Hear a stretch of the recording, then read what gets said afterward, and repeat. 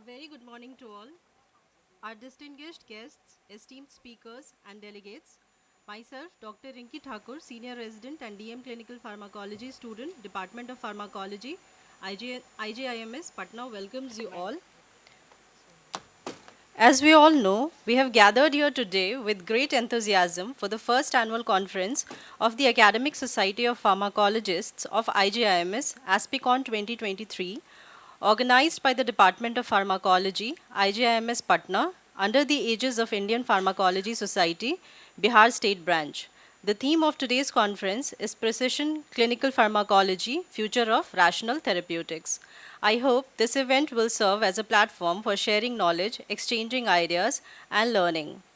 Now we will start our wonderful session by requesting the organizing chairman of ASPICON 2023, founder and president of ASPI, General Secretary, Indian Pharmacological Society, Bihar State Branch, Head of Department, Department of Pharmacology, IJMS, Professor Dr. Harihar Dikshit sir, to please come on stage and grace us with his insight and warm words of welcome, sir. Very good morning to all of you. And my heartiest welcome to you, respected Dr. N.R. Biswas sir, Dr. S.K. Tripathi sir, Indu madam, Devashish ji, Jackie ji, Rohit, Indra madam, Lalit, Keshav, R.N. Sharma sir, Biswas ji, and Krishnamurti, and other fellow members. All resource persons, delegates, representative of press and media, ladies and gentlemen. Ziaur साहब, आगे आपका स्वागत है. It's a great privilege and honor for me to welcome you all on behalf of myself and the organizing committee of ASPI, Academic Society of Pharmacologists of IGMS, organized by the department, as said by Rinki Thakur, under the aegis of Indian Pharmacological Society, Bihar State Branch, and it is supported by NTPC. The conference is going to be unfolded with the theme, Precision Clinical Pharmacology, Future of Rational Therapeutics. First, Professor G. Achari inaugural oration of ASPI will be delivered by Professor S.K. Tripathi. I am happy that an extensive and comprehensive program has been planned to discuss the theme, recent trends, prospects, and future development of precision medicine for ensuring rational prescription. We, with all sincerity, intend to accomplish our goal with immense enthusiasm and commitment, along with your gracious presence and guidance. समय के साथ चलें, समय के आगे चलें, समय के पीछे न चलें, जो हम थोड़ी देर पहले हम लोग हो चुके हैं. Thank you very much. Thank you, sir, for your warm welcome note and for setting the pace for a remarkable event ahead. So let's begin our academic session. Our first segment of the day is Professor G. Achari inaugural oration of ASPICON 2023 on the theme of the conference, and our distinguished orator will be Professor Dr. Shantanu Tripathi, sir. For this, I take the privilege of inviting our chairpersons on stage, Professor Dr. N.R. Biswas, sir, Vice Chancellor, Sri Balaji Vidyapeeth, Puducherry, and former Director and Vice Chancellor, IGIMS, Patna. Sir, please. Professor Dr. R.N. Sharma, sir, former Professor and Head of Department, Department of Pharmacology, PMCH, Patna. Professor Dr. Vijay Achari, sir, Professor, Department of Medicine, yes.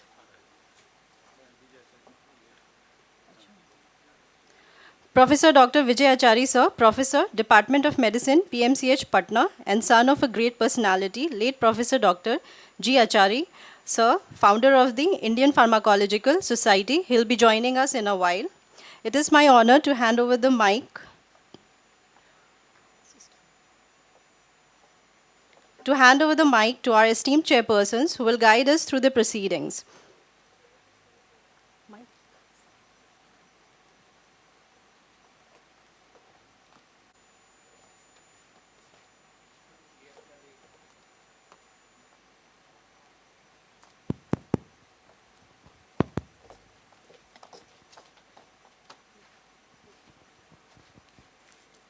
dear colleague, I was one of the students of G. Acharya, and I graduated under him. And I was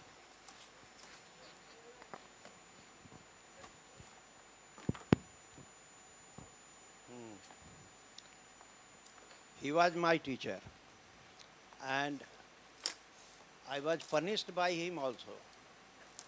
Uh, During that period, बोला जो तुम बहुत बदमाशी करता है, 5 रुपया fine कर दिया है उस जमाने में। फिर हाथ पैर जोड़ा तो माफ़ भी कर दिया, और ऐसा माफ़ किया कि पूरा मेडिकल कैरियर हमारा 12 रुपया 50 पैसा फीस था, वो भी माफ़ हो गया एनुअल, और कॉलेज फीस हमको नहीं देना पड़ा। When he knew me, G. Acharya was a great man, and he was a terror in pharmacology department. Everybody was fearful to him. And in the college campus, when he came out from the chamber, every student were straightforward to their classes.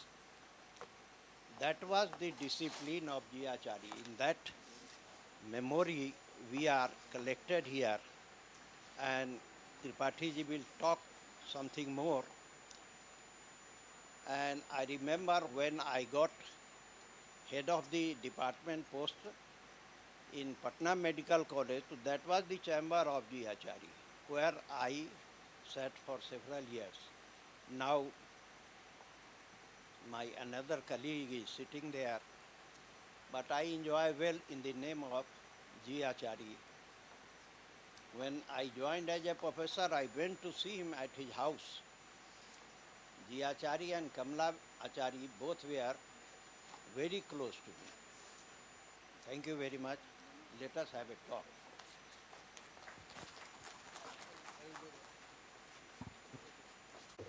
Good morning, नमस्कार,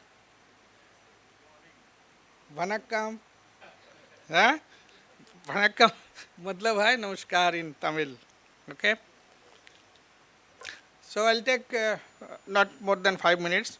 Already Professor Sharma has told about Govinda Acharya, and for the backbencher, our budding pharmacologist, next generation pharmacologist, brief history you should know.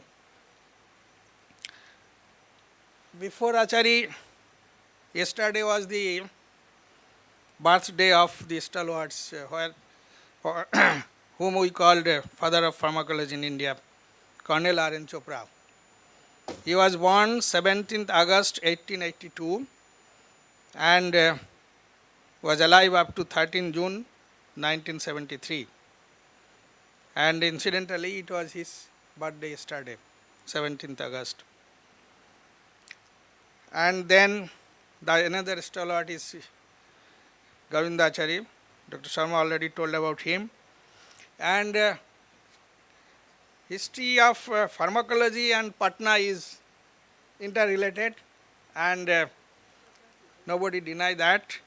In 2016, we organized a very well planned Golden Jubilee conference here with the Department of Pharmacology, Dr. Dixit, and the whole pharmacology colleagues of Bihar, and it was very well attended. That means from the physiology and pharmacology, the earlier organization, pharmacology was separated in 1966. And at that time, Govinda Acharya and other persons who at that time stalwarts. So they hold the first conference of IPS in Patna. So with that legacy, we continued, and incidentally, I was here at that time, and we organized Golden Jubilee. And similar way, another that Indian Society of Rational Therapeutics also, with the help of Dr. Dixit and his team, we organized here national conference in 2019. As talk of Professor Shantanu Tripathi's Precision Clinical Pharmacology, future of rational therapeutics. So we'll speak something about clinical pharmacology also. So simultaneously, in both the branch started. In 1987, when I was a PG student in Chandigarh, we attended Silver Jubilee of Indian Society of Clinical Pharmacology conference. It was in Mumbai, in Taj Hotel. Dr. Nilima can remember that. Okay? So unfortunately, after that, that happened incident there, but still they have repaired, I think. So I attended that time. Dr. Karandikar and many people were there.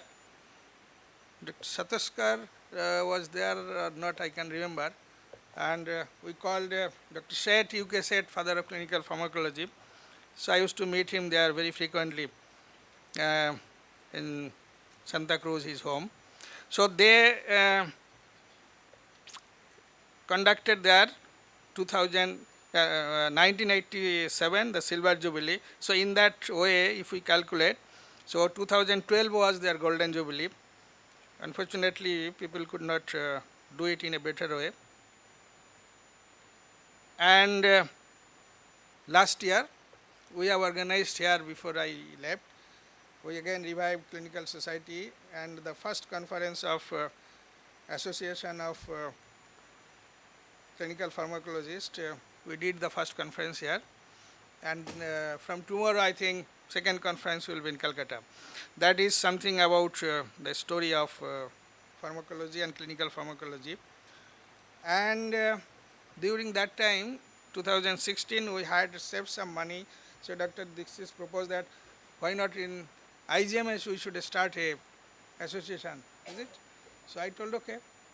I had the authority to say yes, so I say yes, and that much money they have saved, and this way when Dr. Dixit is retiring, so he had some ambition, and I also encouraged, and I told okay, make a conference before you leave, and so it is the ultimate of that annual conference of academic society of pharmacologists of IGMS. But the legacy should go to Dr. Lalit, he is here. Lalit is outside. And Shukallan, Hitesh, and then Adil. They should do it. Pankaj Prabhakar, all.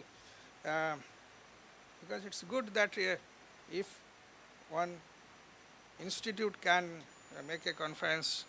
Conference means calling stalwarts, discussing the update of the subjects, student teaching, because I was nearly 2 hours yesterday in the pre-conference workshop. So they are very excited, the new pharmacologist, how to handle animals and doing animal study is must, because before drug discovery you have to, though there is a lot of effort now, alternative to animals, but animal is animal.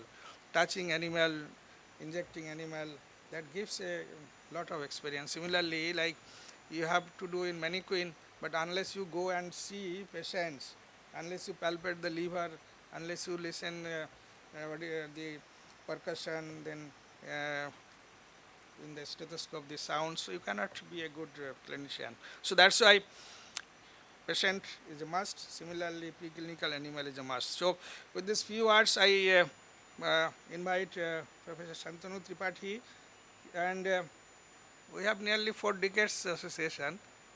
He was around 2 years, I think, senior to me when we were doing undergraduate. He joined West Bengal service. Oh, before that he did MD from BSU, then was in North Bengal. By that time, after MBBS from same college, Arjikar, I directly joined PGI Chandigarh as MD, and I was doing DM. Then he came as an state-sponsored candidate, and friendship started again. And then he went back to Calcutta. He again started there in STM, DM Clinical Pharmacology, and with his support, we have started here also, I think, second batch going on. So his topic is precision clinical pharmacology, future of rational therapeutics. Professor Tripathi, please.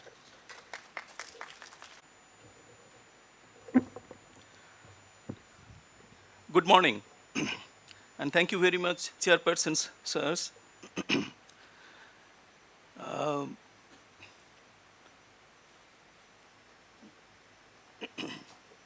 it should be projected here. I have been given the responsibility of talking on the theme of the conference. Now, right now, the thread of history and legacy has been very beautifully presented by both the chairpersons. I feel myself fortunate that I am sharing the stage with Professor R.N. Sharma, who happens to be the fond student of Professor G. Achari, who is known by his contribution to the discipline of pharmacology in India. Uh, this department, or for that matter, Patna, if we say, Bihar, has found its place in the history of pharmacology as well as perhaps clinical pharmacology. Now, this theme, precision clinical pharmacology, future of rational therapeutics, this concept is very new. We were talking of 1966 when the discipline was born, pharmacology, in this country. We have come a long way. And then we also had in the early 80s, or rather late 70s, we also had clinical pharmacology as a dedicated discipline to evolve, to start comments in India. And now today we are talking of precision clinical pharmacology. We have been reminded by Professor Biswas that yesterday was the birth anniversary of Colonel R.N. Chopra, father of Indian pharmacology, and who of course was an astute clinical pharmacologist by all standards. Uh, it is a pleasure to discuss the theme very briefly, because this being the theme for the coming couple of days, today and tomorrow, all presentations, deliberations will be centering around this theme. My job is actually to introduce the theme. And again, I must confess that this is a huge subject. So only the principles I'll just touch upon in order to understand, particularly the youngsters, that how this is interrelated. We have heard about precision medicine, but now what is this precision clinical pharmacology? You also have some idea about what clinical pharmacology is, but what they are talking about precision clinical pharmacology and how they are linking this with the rational therapeutics. How to change the slides? Okay, this is how the traditional medicine and precision medicine, how they are interrelated. In traditional medicine, if you take up a case study of, say, lung cancer, so in traditional medicine, the treatment approach is radiation, chemotherapy, surgery. On the other hand, if you think of the precision medicine, you start with the gene that is responsible for that cancer, and then do the gene sequencing, locate the cancer causing gene, and then select or identify the right immunotherapy, identify ways to customize treatment, personalize the treatment, find ways, if you have a marker, find ways to turn immune system on, and then personalize treatment with immune activating drugs. And that's what we know as the concept of targeted therapy. The drugs turn specific genes on or off that is responsible for causing the disease or progression of the disease. So that's what is the concept of precision medicine. Some people would call it personalized medicine. So this is the targeted therapy, the gene, the therapy getting developed, and then you are targeting the patient. So you need to understand the patient and accordingly, and his disease in the context, and accordingly you plan the treatment. Now when you talk of, basically when you talk of precision medicine, it is actually centering around therapeutics. And no therapeutics can be thought of in in isolation from diagnostics. When you talk of therapeutics, it also includes diagnostics. And this development of diagnostics and therapeutics is all about clinical pharmacology. Okay? And when you talk of then precision medicine, whether you utter or you don't utter, you are actually also considering in the same breath about clinical pharmacology. The success of precision medicine is heavily dependent on clinical pharmacology. The evidence-based recommendations in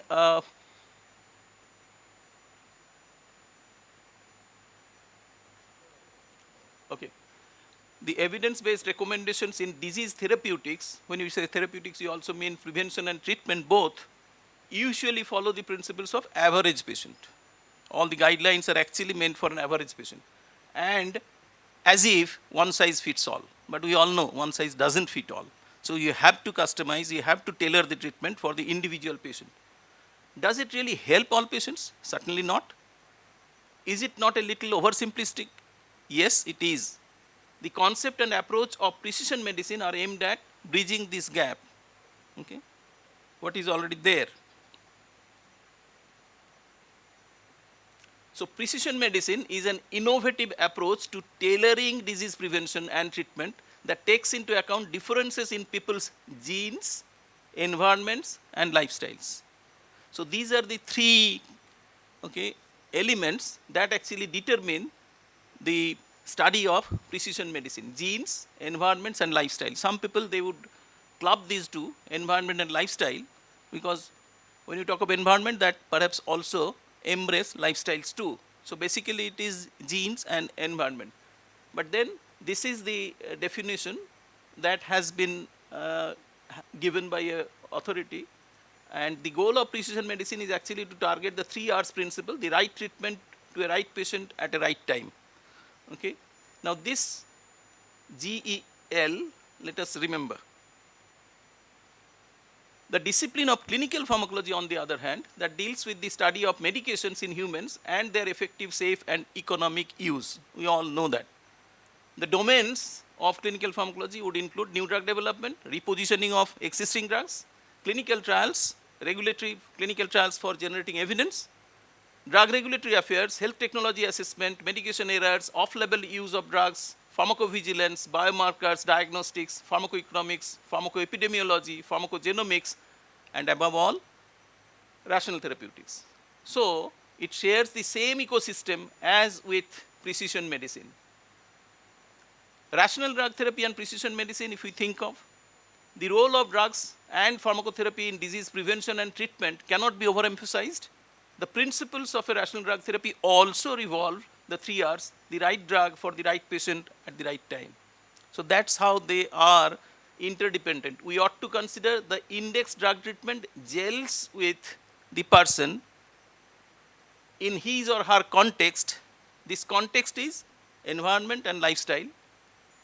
Gels with the person, the gene, environment, and lifestyle. And to achieve this, we must think holistically and not in silo only with the patient's phenotype.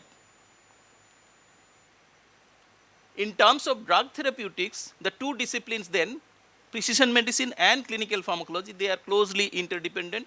The two disciplines share the same ecosystem, as we have already explained, that accommodate areas like drug development, clinical trials, regulatory affairs, health technology assessment, etc., which I have already discussed under the domains of clinical pharmacology. And this refers to emergence of the subdiscipline of precision clinical medicine, precision clinical pharmacology, that assures realization of the goals of rational therapeutics. So this term, precision clinical pharmacology, is not very old. This came up only in 1921, just a couple of years. And here you see, this is actually the website from US FDA, the regulator. And there, the division of translational and precision medicine, they are linking the hyperlink with the Office of Clinical Pharmacology. That again underscores how closely they are linked. Whenever you talk of precision medicine, you cannot keep away clinical pharmacology. And this is the time European Association of Clinical Pharmacology and Therapeutics research working group in 2021, they actually explored and expanded WHO's 6-step approach to optimal pharmacotherapy and coined the term precision clinical pharmacology. This was only in 21. Precision clinical pharmacology was hailed by them as a newer subdiscipline and as a prerequisite to precision medicine. And in fact, this is the article which came in 1921. The scientific basis of rational prescribing, a guide to precision clinical pharmacology based on the WHO 6-step method. And from this actually intrigued Professor Dixit and myself, and then we thought, why not this new concept be the theme of this conference? And it was a great idea, I suppose. Whenever you are treating a disease or you are going to diagnose a disease based on which you are planning the treatment, you cannot start without understanding the etiology of the disease. And you see, all the diseases, if you can think of, okay, this side is the genes responsible for causing the disease, and this side is the environmental factors responsible for causing the disease. And you see, most of the diseases, there is both the genetic factors and the environmental factors, which include this lifestyle, exercise, diet, drinking, smoking, etc., etc. So all these, there is overlap, genetic factors and environmental factors. Complex disease traits, whether it is diabetes, whether it is cardiovascular disease, cancer, okay, so etc., body, that is obesity, etc., height and body weight, etc. So there could be monogenic diseases, but they are very rare, like muscular dystrophy, Werner syndrome, etc. On the other hand, there could be also trauma, etc., road traffic accident, which is entirely environmental. So most of the diseases are actually falling into this midline, causing both the participation of these two factors. I see. The environment can impact phenotype, we all know. And they are, this is also a newer term, that is exposome, that refers to all environmental exposures, internal and specific or general external, that humans experience from conception through death. Environmental factors such as diet, temperature, oxygen level, humidity, light cycles, and the presence of mutagens can all impact which of the genes are expressed, which ultimately affects the phenotype. The phenotypes and morbidities then, they are influenced by genes, but beyond genes also. Implications and prospects for targeted therapy is set there. We have to have, there are a lot of implications. And when you talk of targeted therapy, again clinical pharmacology will come into the scene. The questions, are genes really everything when it comes to determining an organism's characteristics? No, there are environmental factors too. What else controls our genes? Environmental factors. What this means to the study of human diseases? It means a lot, and based on which you can think of targeting therapy. How such understanding of disease etiology would help targeted therapy? Immensely. So you need to understand, when you think of comorbidities, okay, how these comorbidities are interrelated. For that, you have to think of whether it is the genetic mechanism that can explain the comorbidity, both the two diseases occurring simultaneously in the same patient, whether the genetic mechanism can explain that, whether the pathway-based mechanism can explain, or the toxicogenomic mechanism can explain. When you talk of genetic mechanism, we mean, like, say, examples, schizophrenia and Parkinson's disease. Where is the link? The link is almost entirely accounted by the SNPs in loci near NT5C2 and HLA-DRA. So this is one example. Second, pathway-based mechanism. Major depression and metabolic syndrome. When it's called metabolic syndrome, we are indicating hypertension, obesity, diabetes. This is the PI3K-AKT pathway that modulates inflammatory cytokines, pro and anti-inflammatory cytokines, to cause depression. Inactivation of the same pathway through suppression of the IRS, that is insulin receptor, okay, leading to the metabolic syndrome. So there is a link then, common link. And when you talk of toxicogenomic mechanisms, okay, how the external chemicals and toxic substances, how they can affect the gene and change, modulate the gene, and thereby causing disease.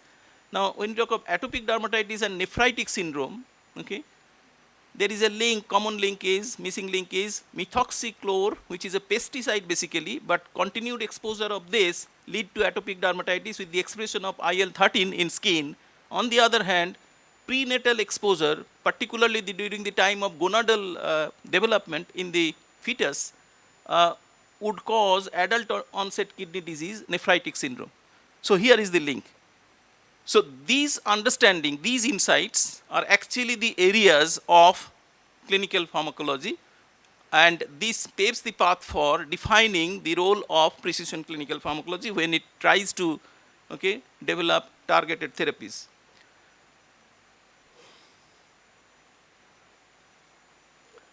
So this is also the, I think I'm coming towards the end.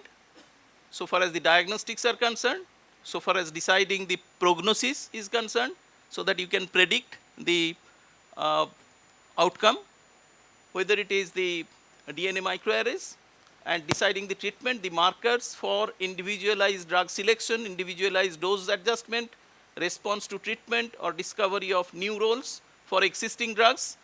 So this will help here, or whether it is new drug development in all these areas, molecular target selection, novel drug selection, drug optimization, drug evaluation, drug combination evaluation. So all these will be actually are the domains of precision clinical pharmacology.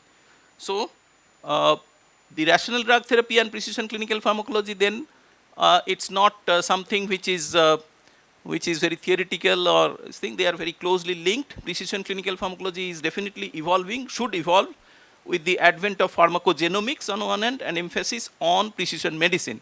The fullest application of clinical pharmacology principles in the context of precision medicine assures achievement of the goal of rational therapeutics. Then, of course, cost is a major constraint in the initial phase, but with time it is hoped the fruits of precision clinical pharmacology shall be more and more affordable to more and more people. The future thus looks bright for the practice of precision clinical pharmacology, particularly in response to achievement of the goals of rational therapeutics. And that's the theme of today's conference. These are some of the useful references I have taken help from. Thank you very much. I think An extremely informative session. Now I request Professor Dr. Hariyar Dikshit, our organizing chairman, head of department, Department of Pharmacology, IGIMS Patna, to come on the stage and read out the scroll. Without taking much time, all the things about Professor Govindacharya ji and Dr. S.K. Tripathi, Professor S.K. Tripathi has been already explained. So that will take more time in reading it out. So first, this is the scroll of honor. Professor Dr. Shantanu Kumar Tripathi, Pharmacology, Maestros Shaping Minds, Illuminating Science. And about Professor Govind Acharya ji, achieved eminence both in India and abroad. His tireless efforts to promote research and academic excellence have left an indelible mark on the field of pharmacology in India and beyond. His commitment to academic excellence and dedication to the field of pharmacology served as an inspiration to many. So, समय के साथ चलने का प्रयास इसको कर सकते हैं.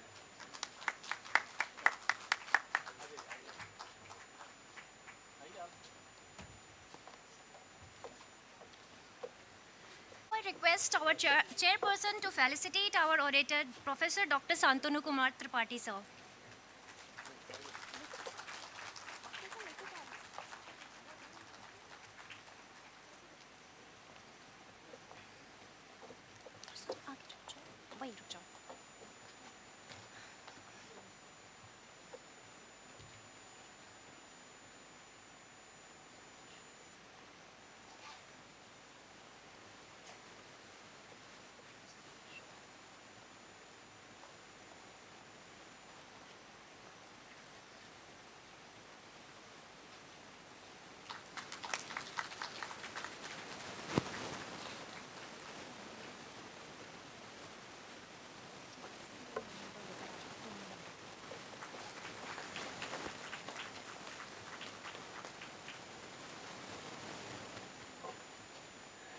Now I request Professor R.N. Sharma sir to felicitate Professor Dr. N.R. Vishwas sir.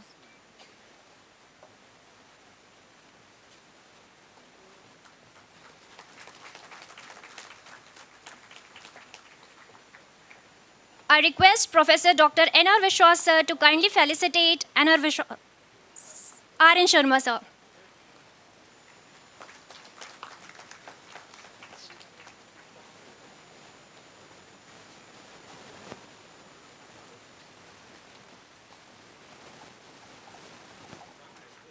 Much to our esteemed chairpersons and speakers. Now,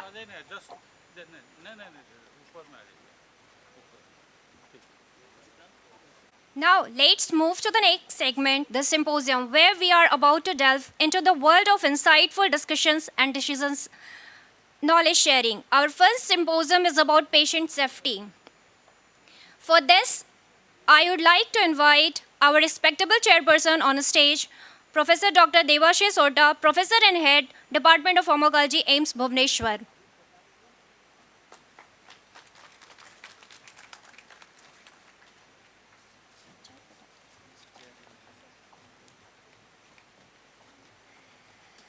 Now I welcome Dr. Keshav Kumar Sinha sir, Associate Professor, Department of Pharmacology, PMCH, Patna.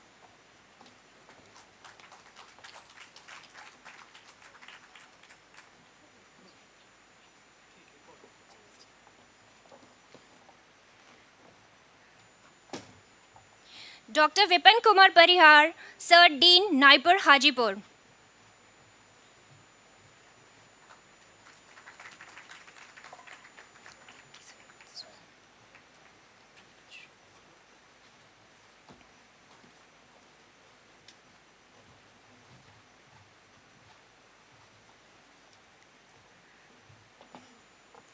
I take the privilege of handing over the mic to our chairpersons and request them to commence the session. So please commence the session.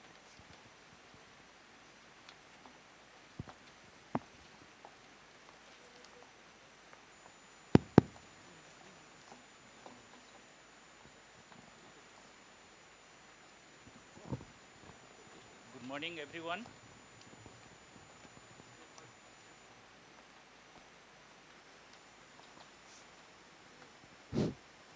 Good morning, everyone. My esteemed seniors, teachers, and juniors who will be my future colleagues or whom we will mentor someday. When I was studying my MD in BHU in 1991 to 94, Professor Tripathi just completed his DM from PGI and he happens to visit BHU frequently because he is an alumnus of that institute. And that day I got inspired. So he is a great man who is capable of inspiring anyone to do anything. And I got the motivation to study further, to do DM. Then he said how to apply, what are the things to be done. So everyone thinks हमने Goodman Gillman पढ़ लिया, Katzung पढ़ लिया, KD Tripathi पढ़ लिया, सतोस्कर पढ़ लिया. So we know everything of pharmacology, but there is a big lacune what we have. It is not about therapeutics that we know or the mechanism of drug action or the mechanism of disease that we understand. There is something very important to know, the safety of a medicine. It is not only the adverse effects that the patient encounters, under what circumstances the adverse effects are produced or accentuated, that is also important to know, which clinicians also tend to ignore that. They treat it usually as a new disease. If we talk about the adverse effect and its prevalence, it is the third most important cause of hospitalization, but it is less recognized and less talked about. So pharmacologist, only by virtue of his training and the knowledge of the drugs and the uses, so they can only understand what it can be. And unfortunate thing about the pharmacologist that once we tend to complete MD or DM, we tend to ignore the academic part. We are more busy in finding a suitable job or suitable position. Most people go to industry.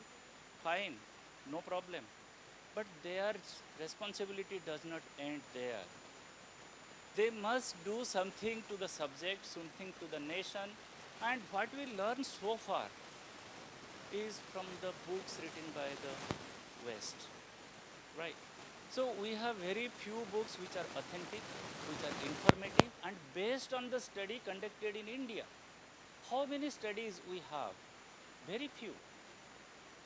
One of my juniors, Dr. Nusrat, published an article that is very, very heart-touching, that India publishes probably within top 10 in publications. Fine, very welcome situation. But if we talk about the number of original articles generated from India and cited more than 100 times, we lag far, far behind. Our innovation part is missing. And she cited the example of AIMS New Delhi. It has only around 200 articles which have been original research articles generated in that institute, around 200 articles which are cited 100 times. And PGI is about 150. That means they are 70 and 60-year-old institutes. That means we may be publishing a lot of papers, we are conducting a lot of research, but nobody reads that. That means our research is not contemporary. And we always advise that it should be done, it should be done. What is our contribution? What is the new thing that we must know? Professor Tripathi has rightly pointed out precision medicine. But so far, to the best of my knowledge, nothing has been done in India as yet. It is a very welcome trigger to learn about it and start the study. It does not end. So long as patients are there or human beings are there, patients will be there. If patients are there, doctors will be there and medicines will be there. It is a never-ending process. And students of medicine, students of pharmacology will also be there to develop the drugs. And regarding the drug development, how many molecules developed in India? It will be in single digits, very, very dismal. Very few drugs claim to be originated in India. Actually, they are not original molecules. Anyway, we encourage that. We are very proud of having COVID vaccine and we are very proud of having so many anti-cancer drugs, biosimilars. Very welcome situation for Indian pharma industry. But we always ignore the aspect of safety to the patient. Physicians prescribe the medicine, then they forget. Patient may die, may recover, that is not this. Then they look for the new patient to be admitted. So that should not be the attitude. We must explore. If something is effective in the West, is it really effective in India? Or if something is not toxic in the West, is really safe or toxic in India? So how to make a balance? So we need research. We need to have more research. And one more thing I would like to say, that people say that we will start clinical pharmacology and will buy one HPLC to start TDM. Is it everything about clinical pharmacology to procure an HPLC and start doing the TDM? What are the drugs to be done in TDM? We are actually not doing TDM. We are only assaying the drug which is something different. We are not guiding the clinician to modify the dose as per the need of the patient. That comes the individualization of therapy. Here, some role of precision medicine also comes. Why the patient is responding or not responding to a treatment. So therefore, lot of things are to be explored. It is still an unexplored science, and every day you search more, you find more questions than answers. So let us start with a new topic, and my colleagues will add some more meaningful contribution to it. Thank you. Yeah. Yeah, I think doctors have mentioned a very nice topic. Dr. Tripathi also mentioned the importance of precision medicine in India. So if we see the most of the, even the global, the most of the medicine in behind basis of the mass communications, just like it decides. So it is very important to go individualize this. Even we have a very good experience. So we have done a lot of study in the Mayur Cancer Hospital. and we have taken from the cancer samples, and we identified there's a certain lot of genes, they are overexpressed, specifically in Indian populations. They are not very reported in the globe, in the world. So that is clearly defined the identification of the role of precision medicines in the clinical practice. So now I think I'm not a physician or doctor, I'm a scientist, basically PhD in pharmacology, and I have worked in California. So we have done almost 10 years the genomic analysis in the Caucasian population, African populations. And now I'm doing in the Indian population, found that the expression of gene is a little bit different than Indians. They're different from the rest of the world. So that's important. Precision medicine is very important, and we are targeting. And same things in Naipur, Hajipur, we're also working on we're taking the precision medicine-based therapy. We take the cancer samples from the Mahavir, you grow it, and you test the drug on that. What type of the patient is sensitive? So this is precision medicine is very important for this. So taking no more time here, so we're going to start the first session. I think Dr. Salvi mentioned that.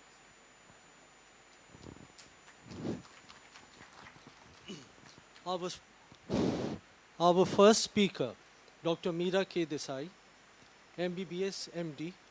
She's a clinical pharmacologist with 34 years of experience in medical education, drug safety monitoring, clinical research, research ethics, and medical writing. Professor and Head of Department of Pharmacology, Sal Institute of Medical Sciences, Ahmedabad, member of Signal Review Panel and National Faculty for Skill Development Program, Pharmacovigilance Program of India, IPC, MOHFW. Member Multi-Technical Group Committee, WHO, for Technical Expertise of Pharmacology and Pharmacovigilance. Chairperson and member of DSMB and Safety Adjudication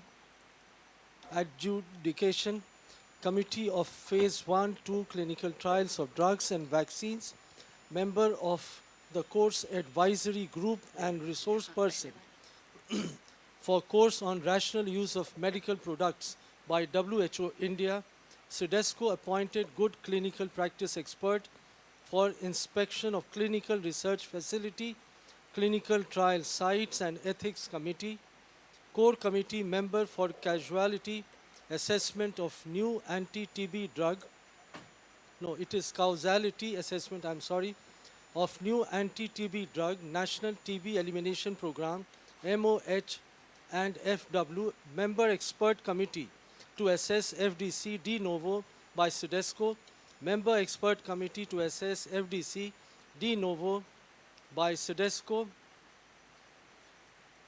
Okay, core committee member of formulating essential medicines, received CDRI Oration Award for outstanding contribution in scientific research, publications and academics by Indian Pharmacological Society.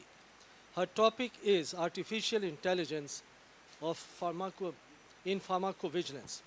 We had enough of human intelligence, natural intelligence, and at some point of time we feel that we have been cornered. We now need artificial intelligence to aid us and to contain the over-intelligence by human beings. Thank you. Thank you for your presence. Thank you. A very good morning to respected chairpersons, senior faculty members, invited guests, our students. It's really a pleasure for me to be here, invited by Dr. Dikshit sir, Dr. Lalit Mohan, and the team members. It's always a joy to come back to IGMS. This is the second time I'm coming. And when I received the phone call from Dr. Dikshit, I have to speak on artificial intelligence, I was a little taken aback. And my reaction was very different. But then I took it as a challenge, because eventually we have to face this situation. And even you all will agree with me that in our day-to-day life, we do come across artificial intelligence in the media, newspapers, and now it is invading into the healthcare system. So for the next 20 minutes, I'll try to keep it short as much as possible. I'll give you a very comprehensive overview of artificial intelligence, and these are the key points, giving you some background information about artificial intelligence, what is the need and scope of artificial intelligence in pharmacovigilance, what are the benefits and challenges. A very pertinent question which my students often ask me, is it going to replace, what about our job? So what will be the impact on our budding pharmacologist? Artificial intelligence, it's a dawn of a new era. It's a turning point in our life, in our personal life as well as professional life.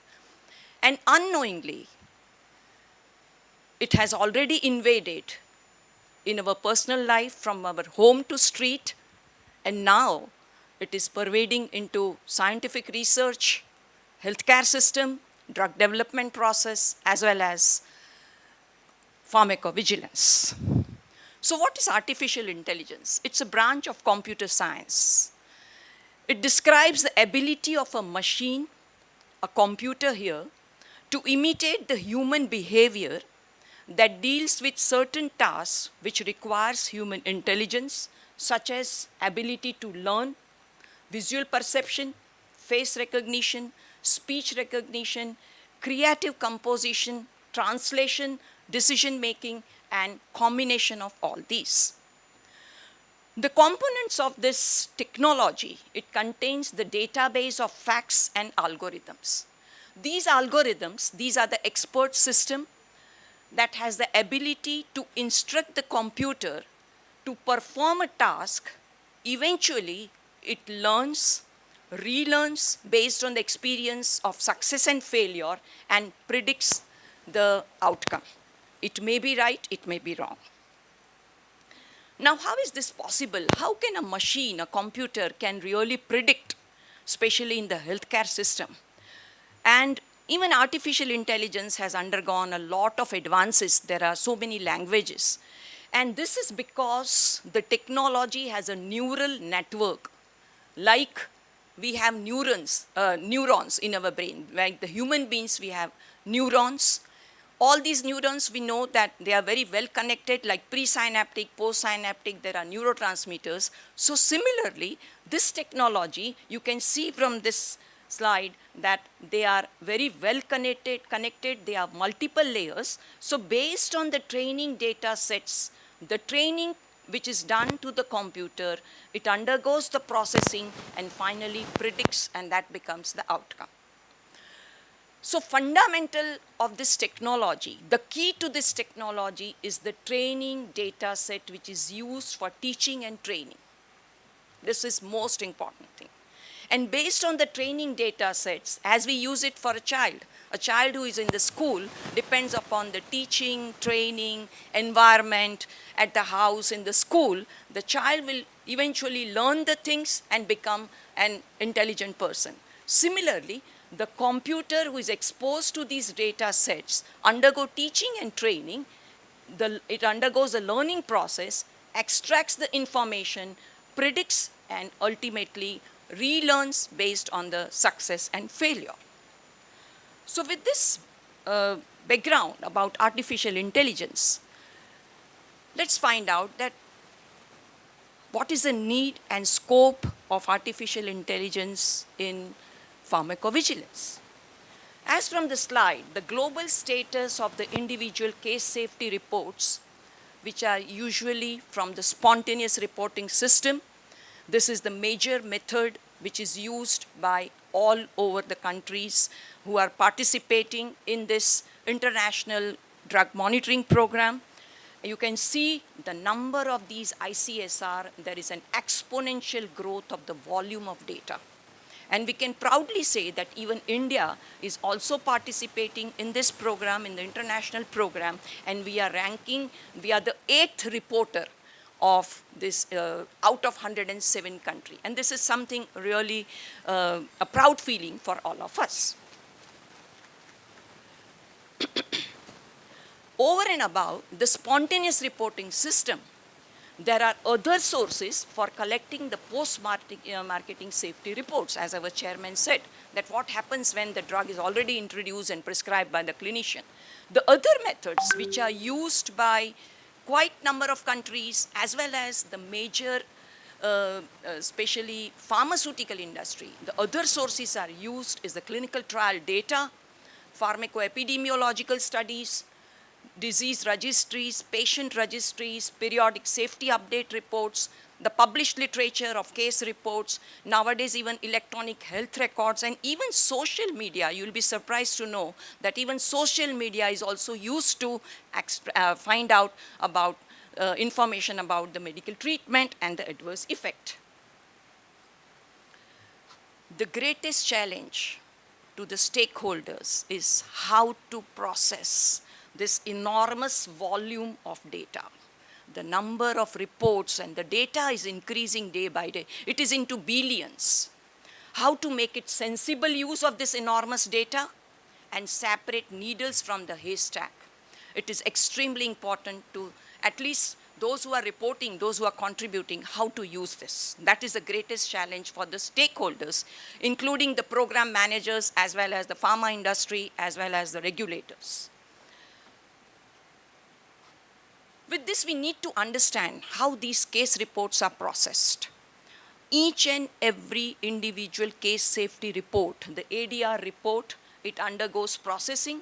Initially, there is a preliminary assessment, followed by the manual data entry, followed by checking for completeness, validity, authenticity. Subsequently, all the reports, it undergoes the medical review, that is whether this adverse reaction was expected, is it serious, what is the severity, and causality. Once this is done, it is all the reports, aggregate reports are subjected for the signal detection to the signal review panel. And based on this, the discussion, the signal review panel, the decision is submitted to the regulatory authorities and the subsequent action is taken. What I'm trying to convey from this slide, the processing of ICSR, the huge volume, there is a significant increase in the volume of the manual workload. There is a manual workload. That there is definitely, the processing involves huge human force that will be employed either by the program managers or the pharma industry. It requires significant efforts as well as time. Over and above the manual workload, it also requires technical expertise. So the pharmacovigilance case processing, there is a manual workload, there is a cost associated, you need to have the workforce, and you need to have a significant time along with the technical expertise. And that is why there is a lot of excitement, enthusiasm. Why not to use this modern technology, very promising technology, adopt it to the pharmacovigilance processing system? And what can be the advantage? Already this has been used by few of the companies, the technology firms. They have come forward to prepare the training data sets. The pharma industries, they have already started using it. So what are the areas where the artificial intelligence can be adopted? The first and foremost thing is the manual data entry, the case narratives, and it can check the validity, expectedness, severity. This can be done by the artificial intelligence tool. Moreover, because of some technology, the modern even upgradation in the artificial intelligence learning process, it can even extract the ICSR information from the unstructured text, from the medical literature, from electronic health records, from publications, from social media. So that is really fascinating. Moreover, it can also automate the MIDRA coding. It can check the duplicate reports, and this really happens because the healthcare professionals, they are submitting from the ADR monitoring center, the pharma industries, they are also submitting the case from the either the published reports. So there are definitely duplication of the data.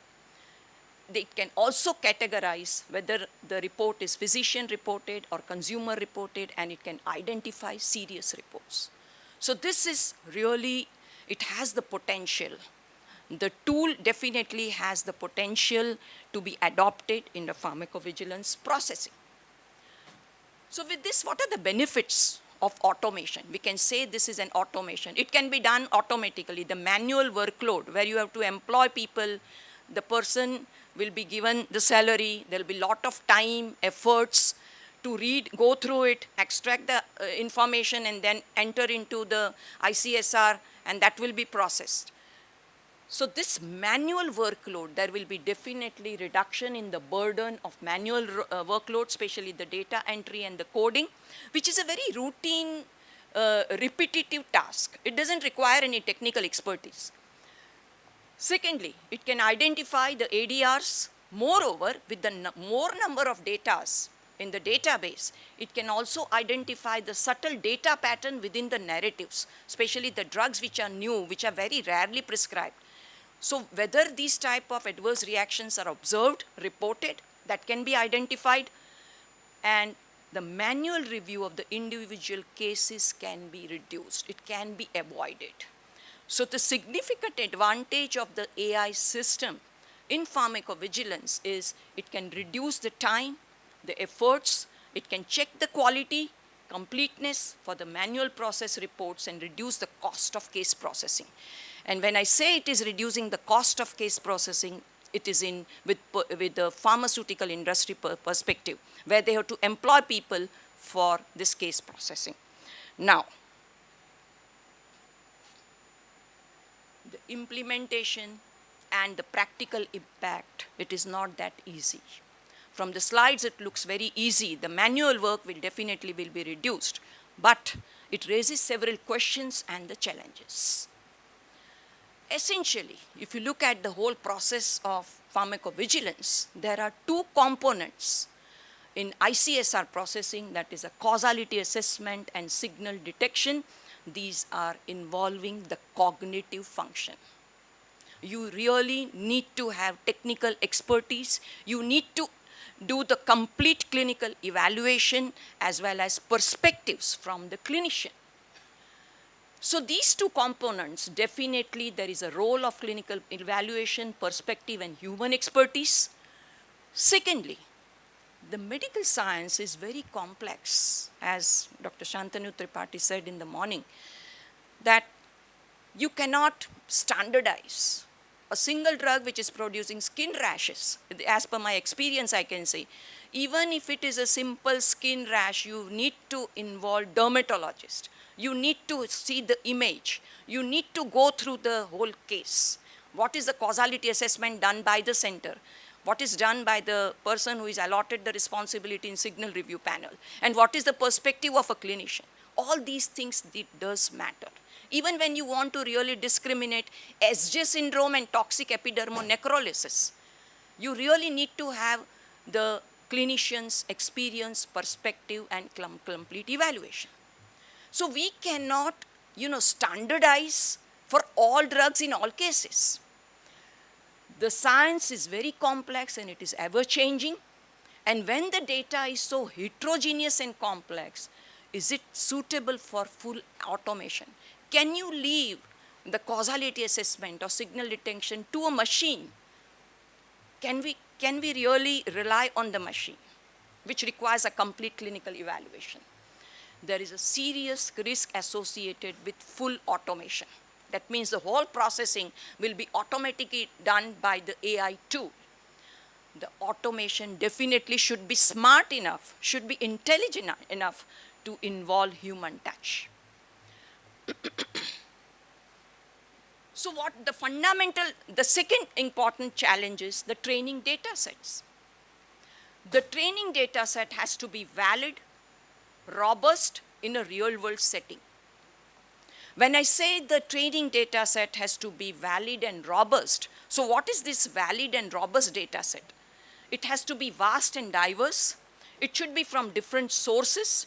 It should represent all the patient population. It should cover all the therapeutic areas and should be in a sufficient sample size. We cannot just rely on the spontaneous reports.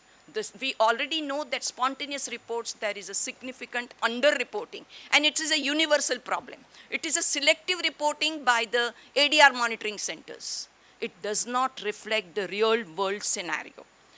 When we say that it has to be valid and robust, what is required is there has to be integration, linkage, and labeling. When I say integration and labeling, this is the major data set, but this is definitely from the spontaneous reporting system from selected centers. There are no reports from rural area, primary healthcare centers, self-medication is not captured. There are private hospitals, especially in context, I'm talking about Indian context. Is it applicable? In India, the major problem is fragmented health system. There are corporate hospitals, private hospitals, multi-speciality hospitals, general practitioners. There are registries which are complete, not complete. Majority of the medical records in our hospital, we know, it is done manually. We do not, most of the hospitals, they do not have an HIMS system or electronic health record system. And when the record is very poorly maintained, this is a big challenge for integration and linkage. So a data set which is used for training the computers, it has to from all these. It has to be from even the periodic safety update reports, various registry, discharge, even death certificates, the death registered. What is the cause? Like in the morning, sir was telling, Dr. Hota was telling that there are significant number of hospital admissions because of the adverse reaction. So what about those? We need to capture all these, and we need to do integration, linkage, and labeling, each and every. And just imagine, in 26 states across India, we have different languages, and everyone has a different terms for a disease. It is not uniform. The name, there are a lot of technical problems, especially when you want to label all these adverse reactions. Over and above, the most important thing which is in the center, but it is not visible today. Can we use the personal data? It is a patient's data in the hospital. Can we use the personal information and give them to the technology firm without any regulations? Just, I think, few weeks back, we have a data protection bill which is passed by the government. But there is no mention about sharing it to the technology firm, because the technology firm, their interest is commercial. They want to make the training data sets for a commercial reason, and they want to sell it. We need to have our own indigenous for our own patient population. And using those personal information without consent, it will be unethical. So over and above linking and integration of all these information happening at all the health centers across India, but these are the two important things. This will compromise the patient privacy, and this can raise ethical concern. And using the ready-made data sets, this is very important. Ready-made training data sets are available. You have to purchase it. But these training data sets are prepared by the well-developed countries. They are not of our patient population. So definitely there is an ethnic variation.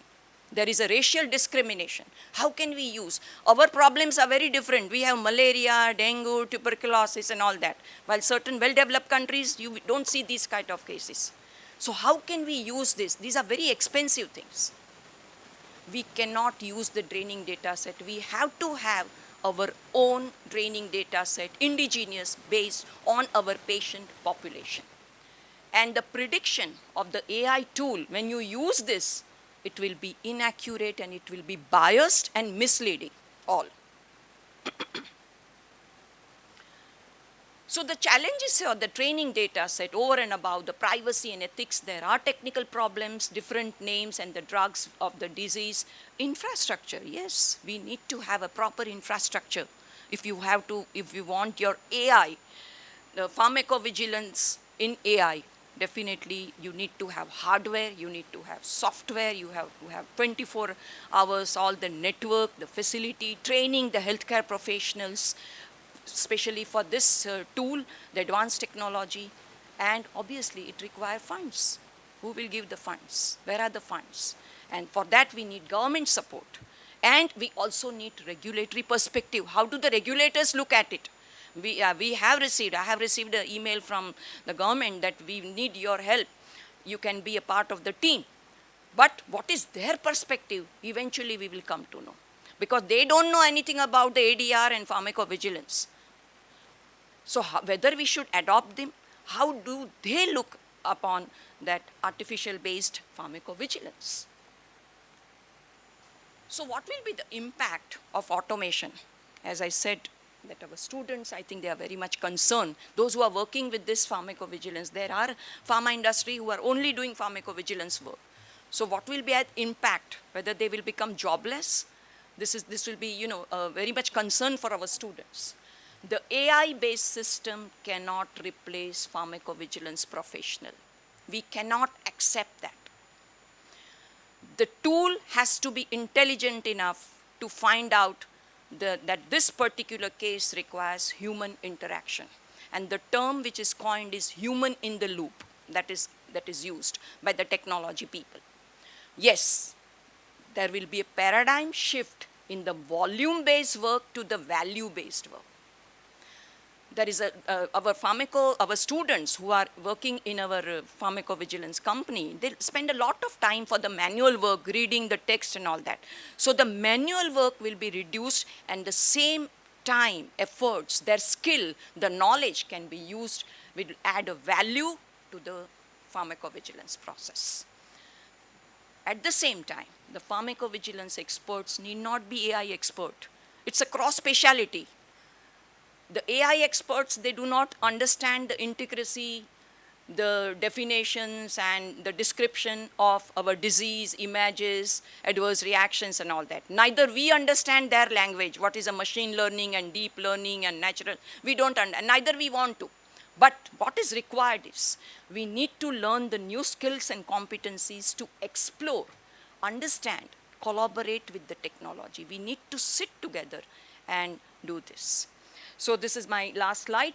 So hence, to conclude, the AI technology has the potential to reduce the burden of manual, repetitive, routine tasks of data entry and boost the efficiency. However, a machine cannot decide the final adjudication of causality and drug safety signal. That is definitely sure. The AI tool should be intelligent enough to identify the need for human expert intervention for critical information useful to the stakeholders, which will enhance the human intelligence rather than substitute human experts.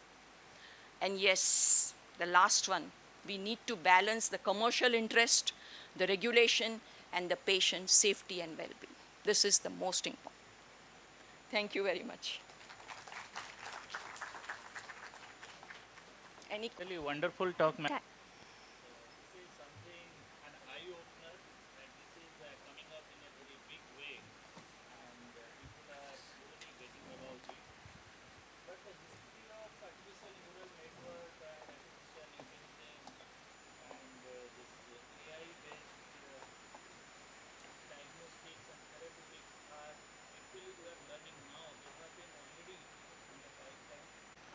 But now it is high time to utilize those tools. Let us not become a slave of the machine, than the master of the machine. We must utilize the system intelligently to get Formative session.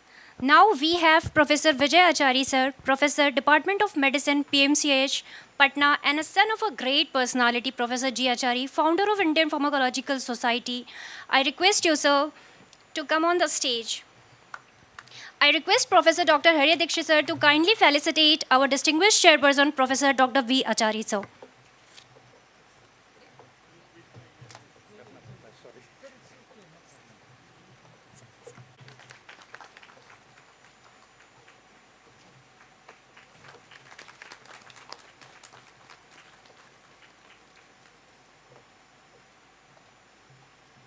Thank you, sir.